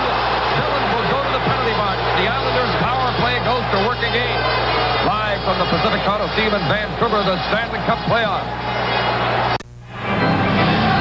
Carroll with good acceleration, tries to get away from Neil Bellin, and down he goes. And again, it's those bad penalties, and that has really been a big difference in tonight's hockey game. The discipline that the Islanders have out in the ice compared to what the Canucks are doing. Well, I think the value of being here before by the Islanders, the number of games each one of them have played in the National Hockey League playoffs, that's called experience, and it's telling right now. Frustration on the Canucks part. And one team has a 3-0 lead in the series, and the other team is desperate, and that might enter into it too. As Vancouver desperately needs a victory here to give their big following something to cheer about in the Stanley Cup Finals. They've had lots to cheer about, but no victories. And the Islanders in command with a 3-1 lead of the man advantage. Belland for tripping at 14:53 is the 8th minor penalty to Vancouver. Dwayne Sutter. Clark Gillies from back of the net. Dwayne Sutter from the corner. Checked by Lindgren. Minor couldn't get the puck out. Mike McEwen coming into the slot. Stephen Pearson shoots. Brodeur picked it off. Well, the more you watch the two Sutters, Dwayne and Greg, the more you realize what super talent they have. Dwayne just took Jerry Minor off the puck, and as a result, the Islanders made 2 or 3 passes, and Brodeur had to make this pretty good save. The puck should have been down the other end, Gary. The big tree in front of the net, Clark Gillies. Islanders do a lot of that, jam the front of the net, and it's the exceptional point man they have, the ability to control that puck, set up plays, or shoot it. Well, the cream always comes to the top. You're beginning to see signs, very good signs of it right now. Stephen Pearson, watched by Jim Nill. Denny Potvin. Snips and Bourne race after the puck, and it's chipped into the seats and out of play. I'd like to pass along a special hello right now to all hospital patients and shut-ins, the fans who can't get out to hockey games. A special hello to you folks across Canada on Hockey Night in Canada, and hope you're enjoying the Stanley Cup Final. And Harold Sneps from Edmonton, 4th-round draft choice. His 8th year with the Vancouver team, and he's the only player left from when Jake Milford took over as Bourne's shot went off Richard Brodeur. Potvin checked along the boards by Williams, who wrapped him in the side of the head. Trottier to Potvin to Trottier. Couldn't keep it onside. Back at his own line is Stephen Pearson. 3:50 left in the second period. 40 seconds left in the Canuck penalty to Neil Bellin. Denny Potvin playing a strong game for the Islanders again tonight. Rushing into the corner with Snips. Snips missed him with a check. Potvin controlling that puck. Now it's Mike Bossy to Potvin to Bossy, who has already scored twice in the period on power plays, but Nill intercepts. Williams going after the puck. Bossy just chipped it away from him as Williams couldn't get away from Bossy's skating. Bossy coming in on Lindgren. Mike Bossy right in. And Lindgren took him high to the inboard. Trottier from the corner. 3 seconds left in the power play. Denny Potvin with the puck. Canucks back at full strength. But still, Islanders put on the pressure. Trottier shot wide. Bossy shot. Oh, Brodeur picked it off. That was Pinelli. Correction, not Bossy that time. It was Pinelli. Well, the Islanders have made a habit of scoring near the end of the power play. 2 seconds, 8 seconds, and almost had another opportunity as the pressure again was there. But that passing, that pinpoint passing with Pinelli from off the boards, but Brodeur with his quickness grabs that time. Well, Brodeur stayed up this time, and I think that allowed him to get across the net and take that goal away from Tonelli. John Tonelli. Original draft by the New York Islanders as a second-round draft choice. He's now 25 years of age. The Islanders have outshot the Canucks 10-4 in this second period and have scored twice. Mike Bossy both times on power plays. Butch Goring, good forechecking on Campbell. Kurt Fraser with the puck. Tonelli moves to him. Stan Spiel to Thomas Gradin as the Canucks have now reunited Gradin, Fraser, and Spiel. Gradin getting control of the puck to Doug Hallward, who's on defense with Campbell. Kurt Fraser to Thomas Gradin. Quickly into the Islander zone. Gradin in on McEwen. Centering the puck. And Gradin was taken out by McEwen. And gets up slowly. Tonelli or Nystrom. Tonelli with the puck. Nystrom in front.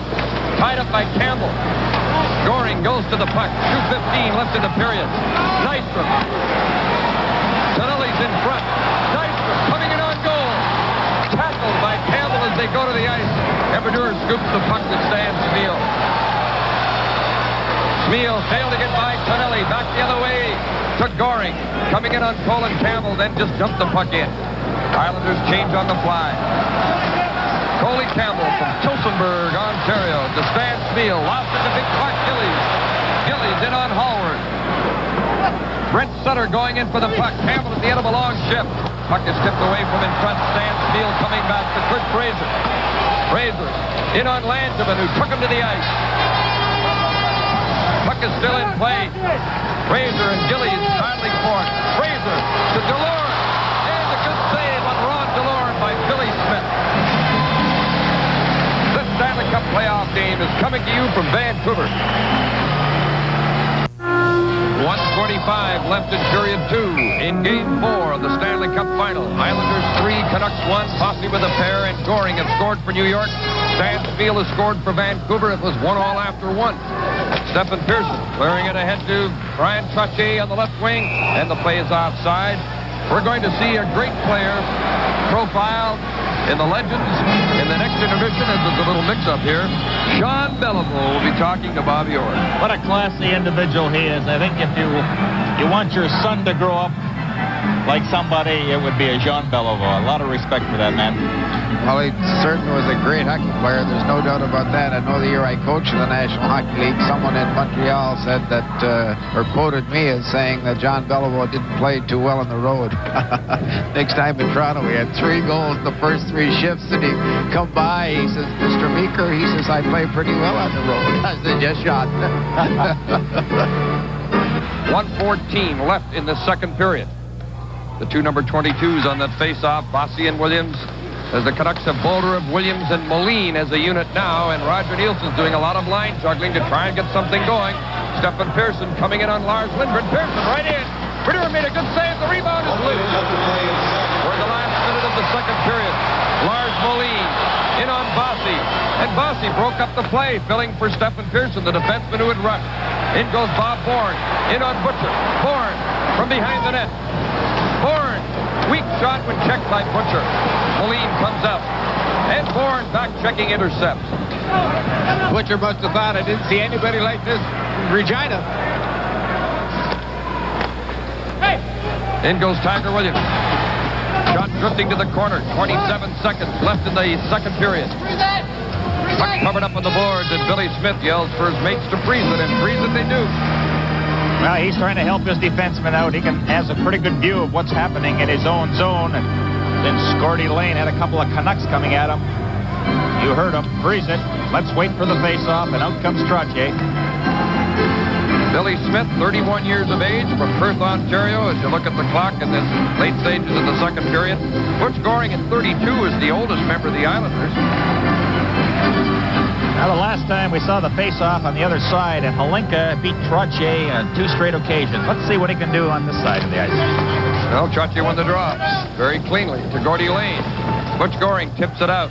17 seconds left in the period. Carroll steps at his own line. Tipped away by Trottier. And I'm sure a lot of the fans here are thinking about Game 3 when the Islanders took over in the second period and clamped down in the third.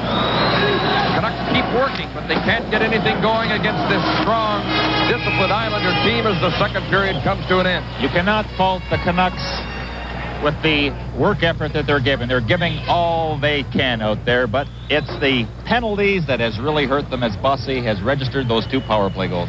Well, as you watch the Islanders in that second period, they skate so well, they headman the puck so well, they're so tough in the corners, and when they do lose possession of the puck, they just fly back, and skating's the name of the game, and amongst other things, the Islanders skate better than the Canucks. Gary Dornhofer, the Islanders aren't the kind of a team you want to try and overcome a deficit against in the third period of a game like this. Well, we saw in the last contest here, they have a way of shutting the gate, shutting you down completely, and we'll just have to wait and see if they do the same thing. I'm sure that's what they have in mind. Ken Morrow shot wide of Richard Brodeur. Brodeur and Smith the goaltenders, and they've been outstanding all through the playoffs. Thomas Gradine to Kurt Fraser. Fraser in on Morrow. Morrow winds up with the puck. Gradine digs it out. Gradine trying to get in front. Smeel. Mellon's shot went wide. Potvin put it to the board. Green to Smeel. Shot. Scramble. And the puck went wide of Billy Smith. Mike Fossey scoops it. Smith couldn't knock it out of the air. As Neil Bellin chases the puck, Brian Trottier moves in to check. Bellin hands it to Bourne on the board. Bourne to Dwayne Sutter. Slashed by Fraser. He centered it. Trottier ran into Brodeur. And the shot went wide as Brodeur was down, and Dwayne Sutter missed that good chance in the rebound. I think Wally Harris thought Brodeur was injured there, and he stopped the play. That was another giveaway by the Vancouver Canucks, and Sutter set up Trottier right in front of the net, and Trotz was just a little bit too close to Brodeur. Really couldn't do that much with the puck. I'm surprised the youngster didn't sort of take it to his backhand and try to put it upstairs. He had lots of time, really no pressure from anyone checking on the Vancouver Canucks. He was there all alone. Cool Wally Harris, the referee, working with linesman John D'Amico and Jerry Gauthier. Doug Hallward's pass around to the boards for Darcy Rhoda. He's hit right away by Dwayne Sutter. Hallward gets the puck, and the Islanders work in that forechecking, and now Nill comes out with the puck. Jim Nill. Pass hit a skate. Rhoda couldn't get through. Dwayne Sutter fanned on the puck. Clark Gillies goes to it in the corner. Islanders 3, Canucks 1. We played a minute and 15 seconds of the third period. Campbell putting it off the board. Stephen Pearson steers it to Dwayne Sutter. Lost it to Ivan Halinka. He's one of 7 rookies in the Vancouver lineup tonight. The Islanders have 3 rookies in their lineup. Campbell with the puck. Colin Campbell. Originally a draft of the Pittsburgh Penguins out of Peterborough. Potvin steering it to Bob Nyström, coming in with Butch Goring. Goring buzzing around in that Vancouver zone like he's been doing all night. Ties up Campbell. Halinka banks it on the boards for Nill. Nill starting away with Mark Crawford, but the pass didn't get through to Crawford. Nyström with Tonelli going for the net. Nyström shot. Went by Brodeur's pass and out the other side. Nyström almost made it 4. A delayed offside will be called unless the Canucks move the puck out. And they do, so play continues. Campbell to Bolderev, shooting it in. Potvin controlling it, gets it to John Tonelli. Took a hit from Rod Delorme as Mark Crawford dumps the puck in and goes towards the bench and stays out there as Bolderev shot. Smith made the save, and the puck is held by Billy Smith. From the Pacific Coliseum in Vancouver, this is Stanley Cup 82 on CBC. Goring and 2 by Fossey. The goal scores for the Islanders. Stan Smeel has scored for the Canucks. Bolderev, Moline, and Williams, the Vancouver forward line. Butcher and Lindgren on defense. Garth Butcher, the rookie from Regina, getting his first chance in the playoffs. And what a night to break in. Lindgren from the point. Bolderev from back of the net. Trying to get for Moline. Moline from back of the goal. Bolderev put it to the crease. Moline from the corner. Centering it for Williams, intercepted. Coolly cleared away by Mike McEwen. Butcher to Williams. Scooping it in. It bounces to Billy Smith, who steers it to Mike McEwen. McEwen starting a rush. To Bourne. To Trottier. On the right wing is Fossey, who has already scored twice. The pass didn't get through. Dave Williams. The crowd urging him on as the Tiger moves in on Stephen Pearson. Brett Sutter goes after Williams on the end board. Smeel after the puck. In goes Smith. Bumping into Stephen Pearson, but the Islanders come out with the puck. Mark Gillies couldn't catch up with it. Neil Bellin lost it off his stick. Trying to handle big Mark Gillies, who centered it. Brodeur made a great save again. Brodeur with 2 big saves. Landon passing it. Brent Sutter trying to center it. Puck goes to Stan Smeel. Brodeur remarkable in that flurry. Gradine coming in on Langevin. Gradine going for the net. Langevin forces into the corner. Gillies getting the puck. He's just past the 4-minute mark. Third period. Islanders 3, Canucks 1. Neil Bellin. Tonelli goes in to check him, giving him trouble back in the net. Tonelli with that puck. To Nyström. Smith trying to stay with Nyström. Smith winds up with the puck. To Smeel. To Fraser. Coming in with Halinka. Fraser shot. Hit Lane. That stung him a bit. Shakes it off. Stays out there. It's been a long hockey road for Gordy Lane for the International League to the Stanley Cup final over the years. In comes Jim Nill. Billy Smith stopped Nill's rising shot. Lane with the puck. Misses Goring with a pass. Campbell puts it off the boards and Miss Palinka. Lane shooting it in. Tonelli hustling after it. So's Jim Nill of the Canucks. Nill goes to the ice. Knocked down along the boards. Nystrom and Hallward. And Tonelli goes to that puck again. Hallward keeping it moving on the end boards. Ran into Bob Nystrom. Nystrom and Tonelli doing some of that great forechecking on the boards that they do so well night after night. Campbell ties up Tonelli. Palinka helping out. Got the puck outside the line. Potvin with the puck. Islanders controlling a 3-1 lead as Potvin's pass misses Nystrom. Doug Hallward rushing with the puck. Wayne Merrick moves to check him. In goes Darcy Rhoda. Gordy Lane at the end of a long shift bumps him in the end board. Potvin digs out the puck. Puts it around on the glass. Hallward to Lindgren. Keller is there to check him. Lane can't get off the ice. He's at the far side from the bench. Merrick fell down. Lindgren lost the puck.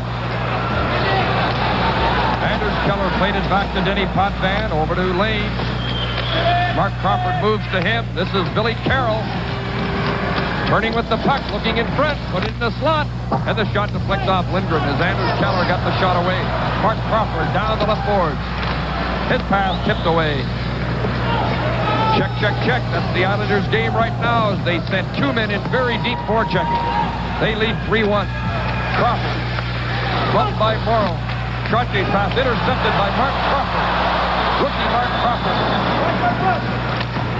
Checked by McEwen as the puck is bouncing in front. Behind the Islander goal. A backhander by Bolderev. Good save by Smith on Bolderev. Bolderev in front missed the pass. Lindgren goes in against Keller to keep the puck in. Keller and Linden battle for it. Billy Smith is yelling freeze it as the play stops. And Mark Crawford skates into the trap throwing a check. Tonight's Stanley Cup playoff game is coming to you from Vancouver. Michael Bondi, head and shoulders, and I mean head and shoulders, the greatest goal scorer that ever come down the pike. He does it all. Great, great hockey player, and you get the feeling, like I do, that on occasion, or most of the times, there should be two pucks out there. The Islanders totally controlling the puck and totally controlling the play. Well, that's certainly true, Howie, and it's not how well the Canucks will do this period. It's will the Islanders let them? Now, that's going to determine the outcome of this third period. Well, against any other team in the league, they'd have to score tied by now. Bolderev and Trotty on the face-off to Billy Smith's right. Trotty got it to Bossy. Smith intercepts, takes the shot. It's off the target. Langevin slides it to Bourne. To Trotty. He's got Bossy on his right as the puck is shot in. Richard Brodeur scooping it around to the boards for Williams. Lawson steps, goes to it. Gets it to Williams. It deflects to Bellin. To Bolderev. He's got Moline on his right. Bolderev shoots and deflects off of Stephen Pearson, tipping it up into the seats. 12:38 left in the third period. Well, that's the first time this period that there's been a 3-on-2 on the Islander defense. Normally what they're doing is getting the puck in, sending one man in to check, and he gets control of the puck in the corner, and they give it back to the points. Certainly they're not getting caught except on that occasion, and they got caught by, I think, the best forward on the Vancouver Canucks tonight, Ivan Bolderev. Played himself a heck of a hockey game. How about Stan Spiel? Not a bad forward tonight either. I played well, but I think Bolderev has made more things happen, carried the puck, beat more people, created more openings. Right now, Gradin's out there with Spiel and Fraser, and the defense for Vancouver is Campbell and Hallward. The Islanders have Potvin on defense with Lane. Put around on the boards for Clark Gillies. Picked up on the boards by Spiel. And out comes Trottier with Brent Sutter taking the pass. Back to Trottier, and they're offside. I'd like to mention an Islander, and you're looking at Clark Gillies, but another bearded member of this team, Ken Morrow, went out fishing with some of the players here in British Columbia waters on Friday and caught an 18-pound salmon And furthermore, he caught it off a boat owned by a Vancouver Canucks scout, George Wood. And, of course, Morrow and his teammates, there's Morrow, telling him about being the big fisherman. And they were talking about the one that got away, though. Oh, there was 3 or 4 that got away. And they were all bigger. Gradin with the puck. Fraser in on Lane. Fraser shoots. Rebound. Gradin stands on it right in front. Gradin missing a good chance. Well, that's been the difference. I mean, if there is a difference where the Islanders really excel is when the opportunity to put the puck in the net, the Islanders do it. The Canucks, they have problems when that chance is there. And Gradin, not very often that he misses, but just in the wrong position, skated by the puck. And there goes another scoring chance down the drain. Watch Potvin go the wrong way here. He didn't pick up Gradin, and I'm quite surprised Gradin didn't slow down. He's pretty good in front of the net. Had he slowed down, been looking for the rebound, by a good chance he might have put it in, and we'd have a 3-2 hockey game. But listen to this crowd. Halfway through the third period, and they're still thoroughly backing the Vancouver Canucks and having themselves a ball. Great, great hockey fans. 12 minutes, 4 seconds left on the clock. Islanders 3, Canucks 1. Brent Sutter. The Brian Trottier to Clark Gillies. Gillies shoots. Brodeur kicked it away. Garth Butcher with the puck. To Darcy Rota. From Prince George, British Columbia. Darcy Rota. Formerly with the Hawks and the Flames. Couldn't get through that Islander defense. Butcher with the puck. Flips it in. Ken Morrow chasing it. Took a hit from Darcy Rota on the inboard. What a check by Rota as the puck is covered up. This is Hockey Night in Canada from the Pacific Coliseum in Vancouver. Now the Canucks have thrown everything at the Islanders except the kitchen sink, but the Islanders don't lose their cool. They don't get frustrated. They don't panic. Well, that was the key there. Rota gave Ken Morrow a pretty good shot against the boards, and Morrow didn't lose his cool, held his poise, and said, hey, that's part of the game. I'm not going to take a penalty and put the team in trouble. Stephen Pearson's pass tipped away. Rota coming in with the puck. His pass blocked by Pearson, who stayed right with him. Butcher on the boards to Nil. Coming in with Halinka.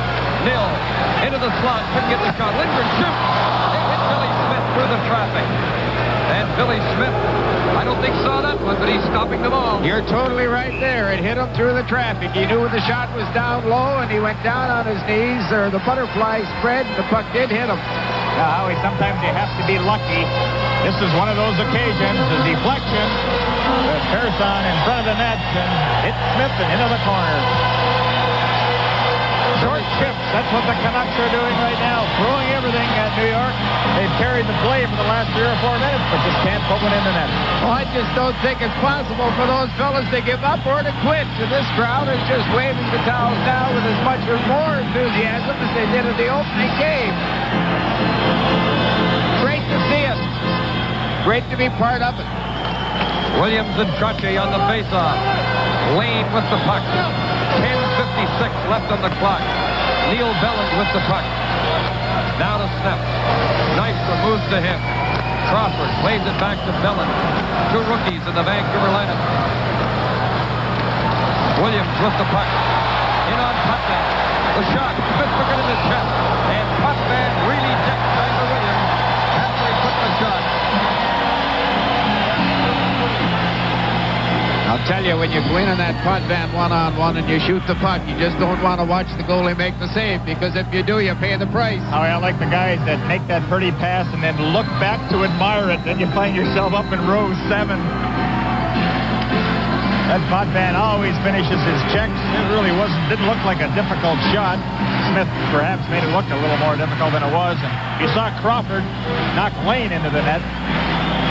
You know, I was talking with some NHL authorities the other night, hockey authorities, and they said, hey, that Tiger Williams, how can he play in the National Hockey League? Well, you know, in this series, he's +3. He's got the best of the Canucks, a +9 in the playoffs. How about that? Bolderus couldn't get that puck in front. Harold Smith shoots at the flick high. Up into the seats and out of play. 10:28 left on the clock. 3-1 Islanders. Well, back to the Tiger, you know, your eyes tell you that he's a poor skater, that he's a very, very poor puck handler. He hasn't got much of a shot. One-on-one, he couldn't beat your grandmother, but when the series is all over, they're going to say, who had the best record, goals for, goals against, and it's the Tiger. I love this crowd. All right, this is what it's all about. They know they're beaten, they know they're outclassed, but they know they're on their way to the Stanley Cup again. Someday in this club. Harold Smith shot the flick fly. Trusty and Williams in the corner. Bolderin taking a swipe at the puck. Mike Fossey goes to it. Scoops it. Smith knocks it down. Bolderin, shot blocked. Moline couldn't get through. Billy Smith steers the puck away. Mike Fossey slides it out. Vancouver's best pressure perhaps in the entire game right now. They're down 3-1, but they keep working to try and get back in it. This might be icing. Bolderin after the puck gets to it, so it's called an offside pass. For the score, the Islanders 3, Vancouver 1. This is Stanley Cup 82. Well, you remember making that comment about having two pucks out there. Ever since you've said that, the Canucks have controlled it.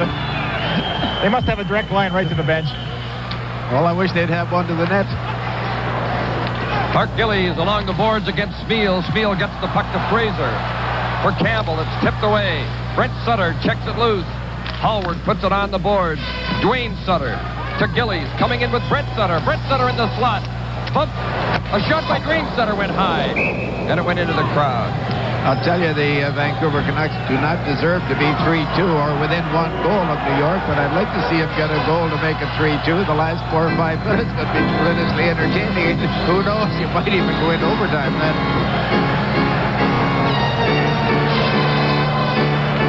Williams, still an agitator at every opportunity, still making Bossy pay. But I don't think Bossy minds. He's already got 2 goals in tonight's game. Thomas Gradine into the Islanders zone. Stephen Pearson took him off the puck.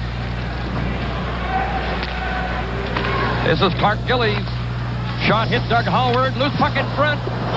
It's loose. Brodeur down, covering it up. And Hallward fixes it up in front of the net. With young Brent Sutter, and they all get into it now. But there has not been a major penalty in this game yet. Going to be a losing team in this year's playoffs. That has happened through the history of the National Hockey League. But it looks like it may be the Canucks. But I think what's very important for the Canucks is that they have pride in what they do. And even if they lose, they can walk out of this building with their heads high, Howie. And we haven't seen them let up for 1 second. Here's a youngster, that Brent Sutter. I'm just amazed at his tenacity, at his strength, and his determination. He is a great puck hound. On to that puck all the time. Very, very good in the corners. Got a pretty good touch around the net. And I would have to agree with you, Gary. The Vancouver Canucks might lose 4 straight, but they've been the biggest winners in hockey today. I would say that they've all gained respect. They've got, I would think, respect for management. They put a group of fellows together that average skills, but they got big hearts. They're all playing a system, and they all want to win. A little repair job in the net behind Richard Brodeur. Hockey Night in Canada will continue in a moment. Jim, what establishes a dynasty? How many Stanley Cups in a row? The Islanders would be a dynasty if they wrap up the 3rd straight, I would say. But that's always a matter of debate.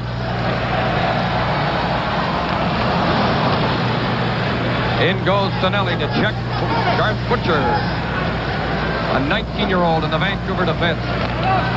Kirk Fraser, deflected away by Stephen Pearson. 8:52 left on the clock. Fraser, the Smeal, who's been working so hard all night, is taken to the ice and gets up slowly. Butcher trying to keep it in, puts it into the slot. Out comes Stephen Pearson with Tonelli and Goring.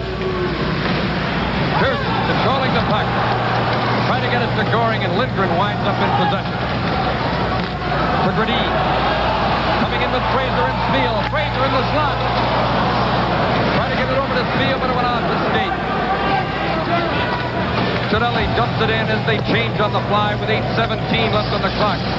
Harold Smith from back of the net. Wayne Merrick checking him, and out comes Halinka. Halinka in on Lane and Potvin. Halinka couldn't get through. Still controlling the puck. Doug Hallward turning from the corner. Hallward centering it. Potvin is there to block it. Hallward again. Smith goes to the puck. Crawford back of the net, missed it. Potvin winds up with the puck. Hallward can't keep it onside. Merrick and Smith racing to the puck. Wayne Merrick centering it. Intercepted in front by Doug Hallward, getting back to defend, and the puck goes out of play. You know, the Islanders remind me of the old Montreal Canadiens when they were knocking off 3, 4, 5 in a row. You could play them for 18 minutes in their own end, and the puck was around the outside, behind the net, around the outside. When it was all over, you look back and say, hey, Sternen didn't really make too many saves, or Pond really didn't make too many saves. They're just amazing how able they are to keep the puck around the outside and then always have someone in a position to take advantage of a mistake that the Canucks or the opposition makes. And also adjust to whatever style the opposition throws at them, whether it's a skating game or a hitting game. They can play in any type of style that is presented to them. 7:36 left on the clock. Islanders 3, Canucks 1. Ivan Boldurin to Lars Lindgren to Garth Butcher. Getting a lot of ice time. He loses the puck to Bourne. Trutchy. There's Bossy in the slot. Bossy. And Bernard made the save as Bossy was going for the hat trick. Williams loses it to Bourne. Bossy's in the slot again. And he just failed to get the shot. Lindgren couldn't get it out. Ryan Trutchy's weak shot knocked down Bossy while being checked shot wide. Bourne to Trottier, looking for Bossy in the slot again. How many chances can you have on a shift?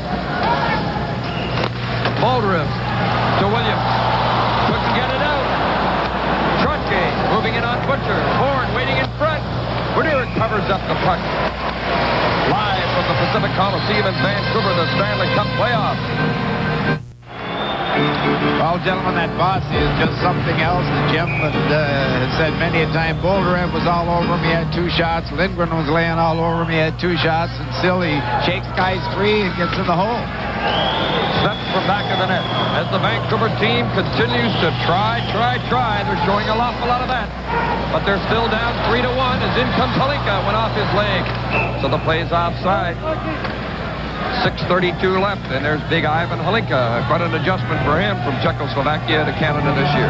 He's played extremely well tonight, Ivan Halinka. I'm not his greatest fan, but he's played well tonight. There's Bossy cutting in for the net, and it's not too often the puck's right on his stick or back at his feet that he doesn't control it and get a pretty good shot at the net. Bossy has scored twice, both second period power play goals. Butch Goring had opened the scoring for the Islanders. Stansfield tied it for Vancouver late in the first period. The first game of the series, 6-5 in overtime. A long overtime game won by the Islanders. Then 6-4 as in comes Dwayne Sutter. Harold Smith checked the puck away. Then, of course, it was 3-0 here in Game 3. 6:10 left in this one, and it's 3-1 Islanders. And the Canucks keep coming on, trying to get something going. But Brent Sutter gets the puck. Brent Sutter moving in. Halinka slowing him up along the board. Staying with him. Took him out. Dwayne Sutter and they're battling for the puck. Hallward slides it out. Langevin to Pearson, who shoots it in. Richard Bernier stops it back of the net. Step to Rhoda. To Smeal. Too far ahead. Potvin steers it away.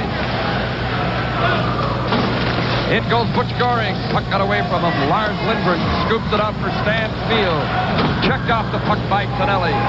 Potvin to Goring, who's out there with Tonelli and Nystrom. All excellent checkers. Neil Dellin trying to rush. Taken to the ice by Potvin. There could have been a penalty on Potvin, but the play continues. Goring hustling after the puck. Lindgren beats him to it. The big Swedish defenseman to Stansfield, checked right away by Tonelli, forced to dump the puck out. 5 minutes. 5 minutes left on the clock. Islanders 3, Canucks 1. Went off Smeal's skate, in comes Tonelli. Moving in on Belland, who goes after him. Hauls him down. Young Belland stays with Tonelli. Still with him along the boards. Nystrom digging out the puck. To the point for Morrow. to the opposite corner. What an effort. A lot of effort by these two clubs right now. Look at them hammer away, work hard, and Tonelli got it to Goring. Bellin stayed with him. Bellin and Lindgren tying up Tonelli and Nystrom. They're weary as they stop the play. The Stanley Cup playoff game is coming to you from Vancouver. There's the time left in Game 4 of the 1982 Stanley Cup Final. Trottier and Boulder have faced off. McEwen goes to the puck. He's on defense with Morrow. Trottier, Bourne, and Bossy up front for New York. The Canuck defense, Harold Sneps and Doug Hallward. Sneps checked by Trottier. The puck goes loose. Now Moline takes possession. Boulder, Williams, and Moline, the Canuck forward line. Williams checked by Bossy, who keeps after the puck. Bourne dumps it in. Sneps goes to the puck. In goes Trottier to check. Trottier falls, checking Sneps. But in goes Bourne to tie up Sneps. Trottier's also there. They have to cover up the puck. You know, what's really interesting, the Canucks have extended the Islanders to the limit, and have they ever responded here in Vancouver? I mean, what a great road team there. Yep, I have to totally agree with you, and it seems that I've been doing that quite a bit, Gary, but the Vancouver Canucks, look at the crowd, have just provided great entertainment since the middle of March. They've had a winning attitude. They've worked extremely hard, and they've beaten a lot of hockey clubs that really a lot of people didn't think that they could beat. They've really put hockey back on the map here in Vancouver. Langevin shooting it on the end boards for Brent Sutter, coming in front. He backhands it to the crease. Gillies fell going after the puck. Bolderev, the veteran from Sault Ste. Marie, the oldest Vancouver Canuck at 32 years of age, to Tiger Williams. Checked by Puck Gillies, who takes it to the boards. Stephen Pearson with the puck with 3.5 minutes left on the clock. Islanders 3, Canucks 1. Moline winds up with the puck now to Lindgren. For Bolderev, it went off his skate. Gillies starts back for New York. Jumping it in as the Islanders go into forecheck. The Sutter boys move into check, and the puck comes to Williams. To Moline. To Bolderev. In on Langevin. Bolderev. Put it in front. Wide of the net. Williams after it on the board. Bumped off the puck. Brent Sutter tripped by Williams, and the play goes on. And both clubs showing signs of fatigue now. When those players go to the ice, they're a little slower getting up. 2:52 left on the clock. Nils couldn't pick it up. Mark Crawford backhands it. Billy Smith kicks it away. Dwayne Sutter slides it out. It'll be icing as Neil Bellin goes after the puck. And the youngster from Sudbury gets to the puck as icing is called on New York. Howie, 2:35 left. And there's the Islander bench. This is young Mark Crawford coming in here. He takes it to his backhand and just lets a weak backhander go. Billy Smith had no trouble with it at all. And I think really the big difference outside of Islanders having considerable more talent has been the goaltending of Billy Smith early in the hockey game and late in the hockey game. In particular, he's made 6 or 7 stops that might have beaten him, and we could have had a 3-2 hockey game. He had stayed at his feet. Nothing has beat him on the short side. Nothing has got between his legs, and nothing has got over his shoulder. Tremendous exhibition by both goaltenders of how to play goal. Vancouver, here's Linka putting it in front, and Smith steered it away. Crawford from the corner. Nil from back of the net. Checked by Goring. Potvin and Nil battling near the corner. Linka can't reach the puck. And it's chipped off the boards to center ice. 2:20 left as you see the time running down. Maybe it's the end of the 1982 season. Vancouver needs 2 goals to come back and tie this one. Keep working for it. Halinka shot. There was Smith again to kick it away. Nystrom with Lane. And the puck is flipped in the Vancouver zone. Bellin back for it. Well, these fans haven't given up. Trying to rally the Canucks in the late stages. Big Ivan Halinka chased by Butch Goring. Halinka turning with the puck. To Crawford. To Hallward. Went off his skate over the net. Hallward centering it. Vancouver player Stan Smeel, clipped by a stick, is down on the ice. Smeel injured, and has he ever given it his all in his years with the Canucks, his 4 seasons. Now he's looking around to see who did it.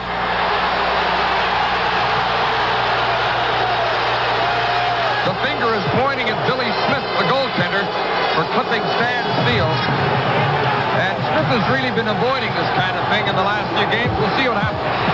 Smeel in front. Oh, yeah. Look at that. Oh. You know, absolutely no need for it at all. We come up like that. That's the way that Smith plays the game of goal. You get in too close, and you're going to get the stick up in the face. He got him right in the mouth. And Stan Smeel is really livid as the goal stick of Billy Smith caught him in the mouth. And you see the blood in Smeel's face. He's calling for a penalty, but Wally Harris, I don't think, is going to give one. We'll another look at it here. Smeel's cutting in front. He's not in the crease. Look at that. There's the stick. Well, leading 3-1 with 1 minute and 37 seconds to go, there's absolutely no need for it at all. I wouldn't condemn him too much for making that play the first or second game of the series. It's a little bit of a warning, and actually he did play that type of hockey the first or second game in the series, but since coming to Vancouver has done nothing but play excellent goal. He's very docile. Roger Nielsen and Ron Smith at the Vancouver bench, and the Islanders giving a little support to their goaltender, Billy Smith. Stan Smeel talking to Tiger Williams at the Vancouver bench. He was arguing for a penalty of some kind, hoping to get a late power play here with 1 minute and 37 seconds left. But Wally Harris did not call a penalty, and there's the steamer. Kid with a lot of character. Jim, I've got to go back again and say Ivan Halinka, the centerman for the Vancouver Canucks, has just played an extremely consistent game tonight. He's skating like we all thought he could skate. He's a Czechoslovakian, has been a star in European hockey, and he's just been come see, come saw all winter long here at Vancouver. At times showed traces of his great skills, but very, very inconsistent. He skated not good, not bad, but tonight, every shift on the ice, he's made something happen. He has great skills and could be a great asset to the Canucks and to hockey in North America if he had more consistency. A delay while they clean up some of the debris, including some of those white towels. 1:37 left on the clock. Mike Bossy has scored twice. It was 1-1 after one period. Bossy scored 2 power play goals in the second period. The Islanders have had 2 goals disallowed in this game, but it's still 3-1, and there's the time remaining. Jim, I said earlier about Mike Bossy. He has 34 goals in the last 2 years in the playoffs, 81 and 82, and in 70 games. This is his 70th playoff hockey game. He has scored 52 goals, and he has 45 assists. That's almost a point and a half a game. As I've said not once, but a dozen times, I think he's the greatest goal scorer that ever played the game. And I know the old Rocket Richard and Gordie Howe fans are going to say, hey, you lost you're off your rocker. But I've seen him do so many things, score so many different ways, and great reaction from skates to stick to quick release and in the net. And he has a new honor. Mike Bossy has been named the winner of the Smythe Trophy as the most valuable player in the playoffs. I wonder what they'll say if this game is not over yet, that Vancouver comes back and scores a couple of goals. But we've been passed along that information as Williams put Bossy in on the board, and the crowd respond to that. Well, they've made that announcement, but this game and this series is really not over. But there's 1 minute and 22 seconds left, and the Islanders have a 3-1 lead in the game and a 3-0 lead in the series. And there's a look at Bossy. So I would imagine they put an asterisk beside, and there's a look at the Smythe Trophy. What scoring won it last year? You know, I thought that if you really paid Mike Bossy some attention, you made it rough for him, and you constantly finished the check, you might be able to reduce his efficiency. But I'll tell you, let some check rub them over the back of the head, and that's goodbye, Mike, from Tiger Williams. We'll see you next October. A high stick by Williams that caught Bossy on the forehead. Williams has been staying out of the penalty box a lot in the series. There's the Stanley Cup. They're shining it up. I don't know what the Vancouver people feel when they see that, because they still have a little hope left in this building with 1 minute and 22 seconds left and a 3-1 Islander lead. And the Canucks keep trying and trying, but aren't getting too many good scoring chances. They've been outshot 28-24 in the game. Have really been in every game in the series. In goes Bob Bourne. Now it's Trottier to Bourne. Couldn't control the pass. 1:12 left.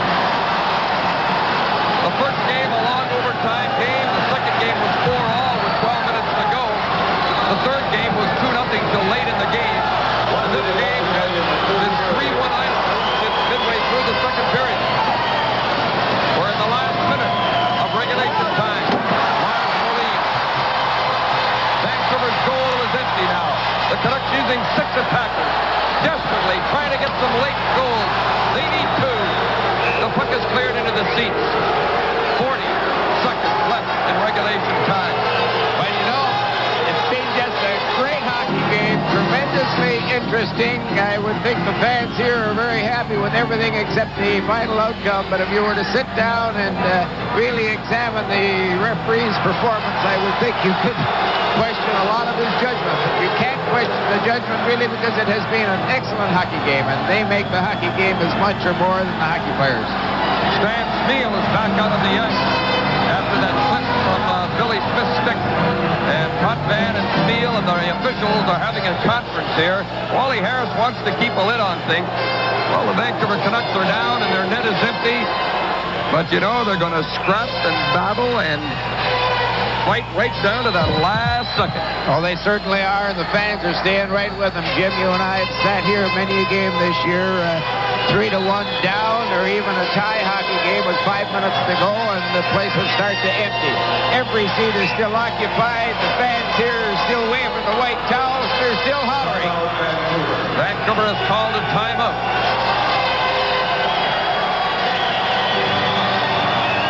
Well, Gary Dornhofer and David Hodge are in position if there is a presentation of the Stanley Cup, and there's every indication, even to this huge crowd, that there will be. You'll hear interviews after the game as Vancouver talking over at the bench.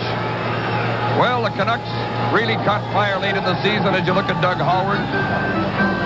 They knocked off Calgary 3 straight. Los Angeles shocked the whole league by beating Edmonton. And the Canucks knocked off Los Angeles in 5. Then Chicago surprised by winning the North Division. And Vancouver beat Chicago in 5 with great goaltending from Richard Bernard.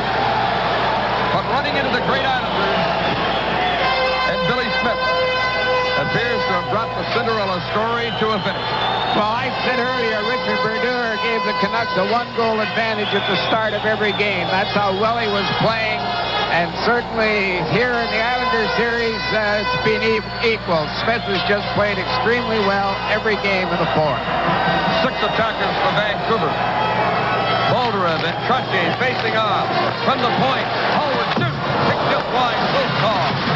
Jam up back of the net. Stan Smeel from the corner. Bolderev after the puck. Trottier gets control. Trottier some scoring. He has an empty net to shoot at. He shoots. It's blocked by Moline. 22 seconds left. You can see the time running out. Tiger Williams taken to the ice by Trottier. The 2 friends battling along the board. Friends off the ice. Competitors on it. The Islanders are 6 seconds away from their 3rd consecutive Stanley Cup. No American-based team has ever done it. The New York Islanders are the 1982 Stanley Cup champions.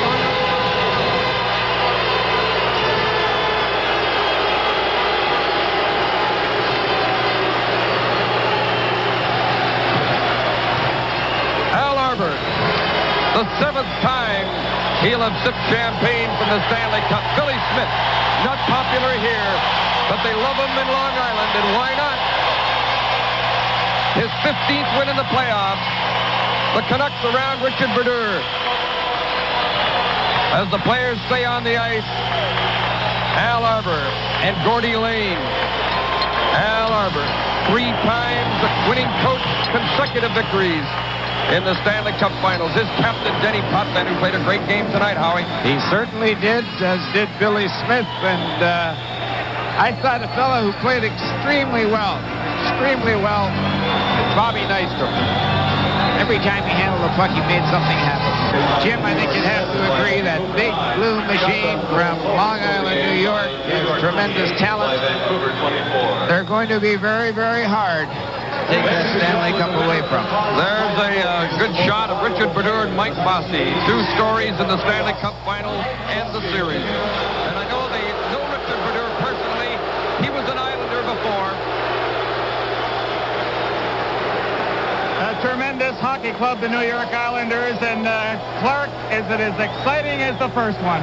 Oh yeah, I think this was even. Well, it can't be better, but it sure is exciting because you know it's 3. It's the first time anybody in the United States ever done that. We're all Canadians, most of us, but it's just a great feeling. We're so happy right now. Clark, you must look back to the Pittsburgh series when you were so close to being eliminated, and I don't know, did that wake you guys up after that? Well, that was the biggest scare we've had in, I would say, the last 5 years, almost my whole career, because we never expected Pittsburgh to be as tough, but they gave us a hell of a battle. And to come back and win it the way we did was just the greatest thrill, and it really got us going. Why is it you guys, I mean, you play so well on the road, you just shut down the Canucks completely in these 2 games? We go out and we work hard, we go home, and I think maybe we try and play a little too fancy at home. We get on the road. We play a basic defensive safe game, and we work for breaks in the other team's end. And when we get our opportunities, we usually make the best of them. And that's basically how we win on the road. Congratulations on a fine series. Thanks, Ernie. Well, John, congratulations. And I guess you're the guy, as we look back, the Pittsburgh series, the winning goal in sudden death overtime, you must shake your head and wonder, boy, oh boy, if we would have lost that, we certainly wouldn't be here. Well, it's what our teammates for, eh? I think that's the secret to our team. Anybody on our team go out there and make a key play out there. Well, the effort that you guys play, it doesn't matter who Coach Al Arbor sets out there. You're always working for one another in the corner work. You and Bob Nystrom on that line, Goring. It doesn't stop. Oh, thanks, Gary. We got a bunch of cornermen on this team, just like you. And we look forward to winning this cup, and by God, we did it, and we thank God for it. Well, what's in store for you now? Little holiday? That's for sure. I'm going to relax and enjoy it. Enjoy it. Thank you very much. Thanks, Gary. Let's go back upstairs now. Okay, Gary, there's what it's all about. And a lot of the Vancouver fans are standing and applauding. They stayed here in the building. They gave the Canucks a tremendous ovation when they left the ice. And now they're applauding. And there's the guy holding it up, who is the sniper, the 2nd and 3rd goals a game tonight. Mike Bossy, winner of the Smythe Trophy. What came from out behind the net, and I don't even know what happened. Well, the guy we never had a chance to look at with that face mask of his on, but we see him now. Billy Smith, a fine series and a great job of net mining along with Richard Brodeur.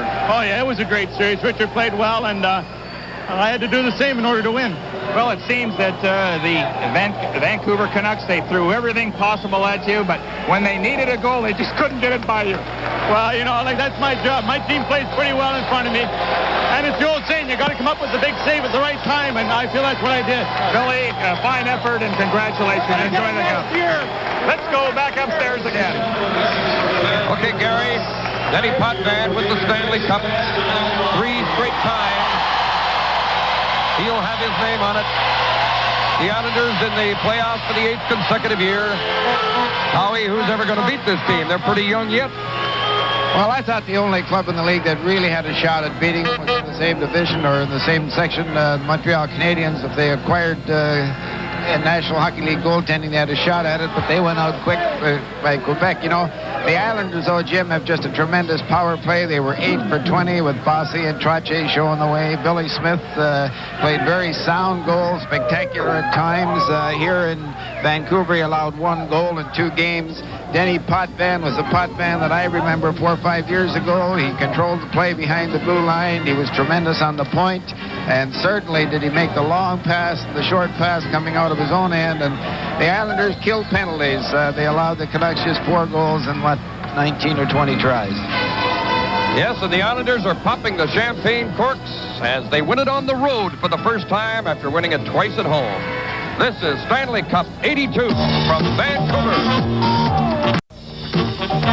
There you see it, the final score. The New York Islanders defeating the Vancouver Canucks by a score of 3-1. They sweep the best-of-7 final series in 4 straight. Well, it's now my pleasure to call upon the president of the National Hockey League, Mr. John Ziegler, to present the Conn Smythe Trophy to the outstanding player in the playoffs, the Islanders' Mike Bossy. Mr. Ziegler? Thank you. It's indeed a pleasure. Mike, you had a tough opponent. I think your team played superbly. You deserved to win, and out of a great series, there's always a great star.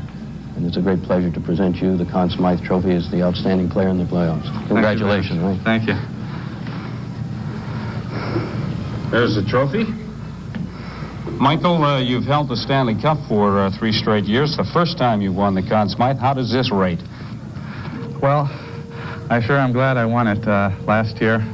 I thought I had a chance, and the team won, and I was a little disappointed that I didn't get to win it, but I'm very glad that we won the Stanley Cup. That's our first concern and main concern, and I'm sure glad this came along with it. Okay, thank you very much, Mike Bossy. Thank you very much, Mr. John Ziegler, the president of the National Hockey League. Right now, let's go to the Islanders dressing room, where Dave Hodge is standing by with Brian Trottier, who is, of course, a former Conn Smythe Trophy winner himself and this year's point-scoring leader in the playoffs. I don't know if you planned it this way, but when the Islanders won the first cup, you scored 29 points in the playoffs.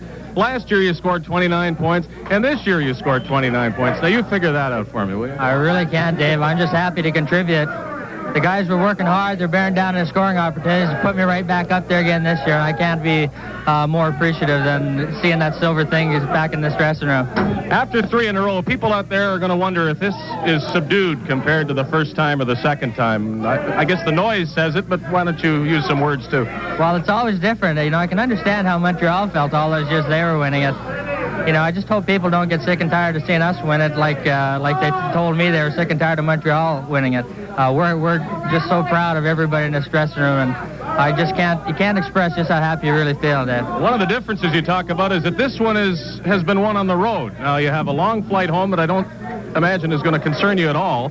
Tomorrow, what do you think the reaction is going to be back in Long Island? I hope they come out to meet us because, you know, they were very supportive of us throughout the year, and, you know, they paid a good dollar to come and see us, and we just hope that we're going to see a nice warm welcome when we get back there because we appreciate you guys back in New York, and I just want to say hello to Mom and Dad back in Belle Marie and all the family. I love you all.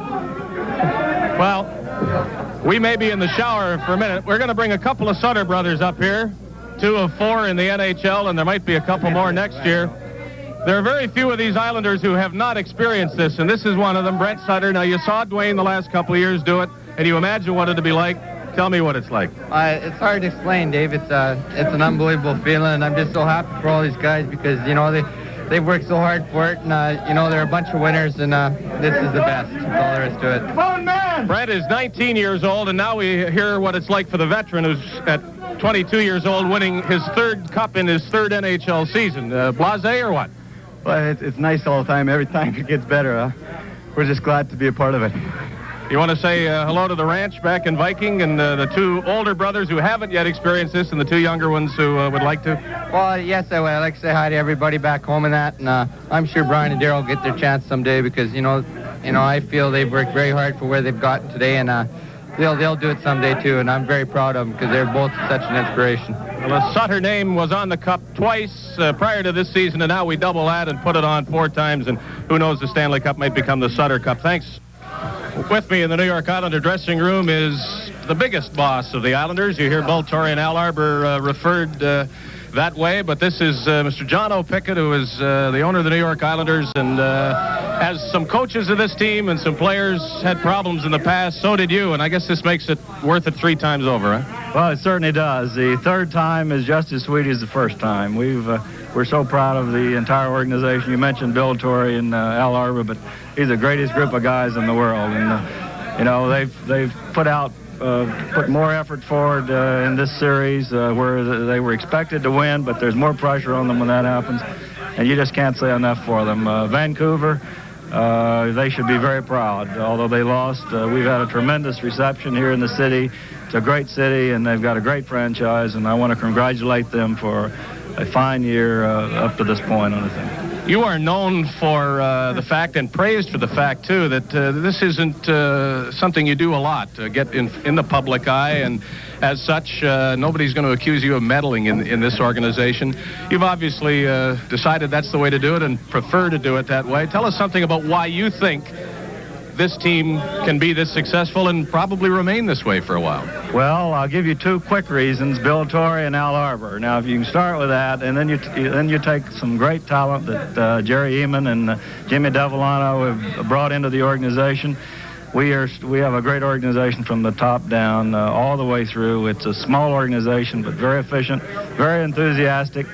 I just think we're going to be in there for the next 8 to 10 years at least. We may not win it, but we're going to give our fans in New York a hell of a thrill, and that's what it's all about. I'll be cheering on Long Island, across Canada, and in parts of Texas too, perhaps. Congratulations. So. Thank you very much. To the owner of the Islanders, John Pickett. Stanley Cup 82 will return in just a moment.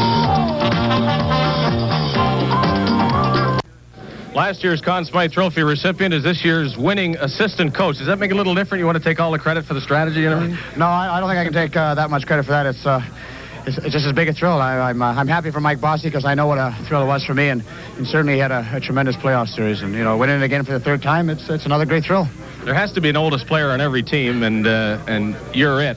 Now is obviously not the time to want to give this up because it's so much fun, but along the way, you had a bit of a struggle this year. I think we can admit that. Are there thoughts about how much longer you might want to try to win this thing? Heck, when you're riding a big wave, there's no sense getting off the wave now. There's no question about that. But no, I haven't given it too much thought. Like you said, I struggle a little bit. But when you got as many good players on this hockey team as we do, you're allowed a little struggle here and there. And I don't foresee any changes in the near future as far as I'm concerned. If the boys are willing to carry me to the finals, I'm willing to ride along.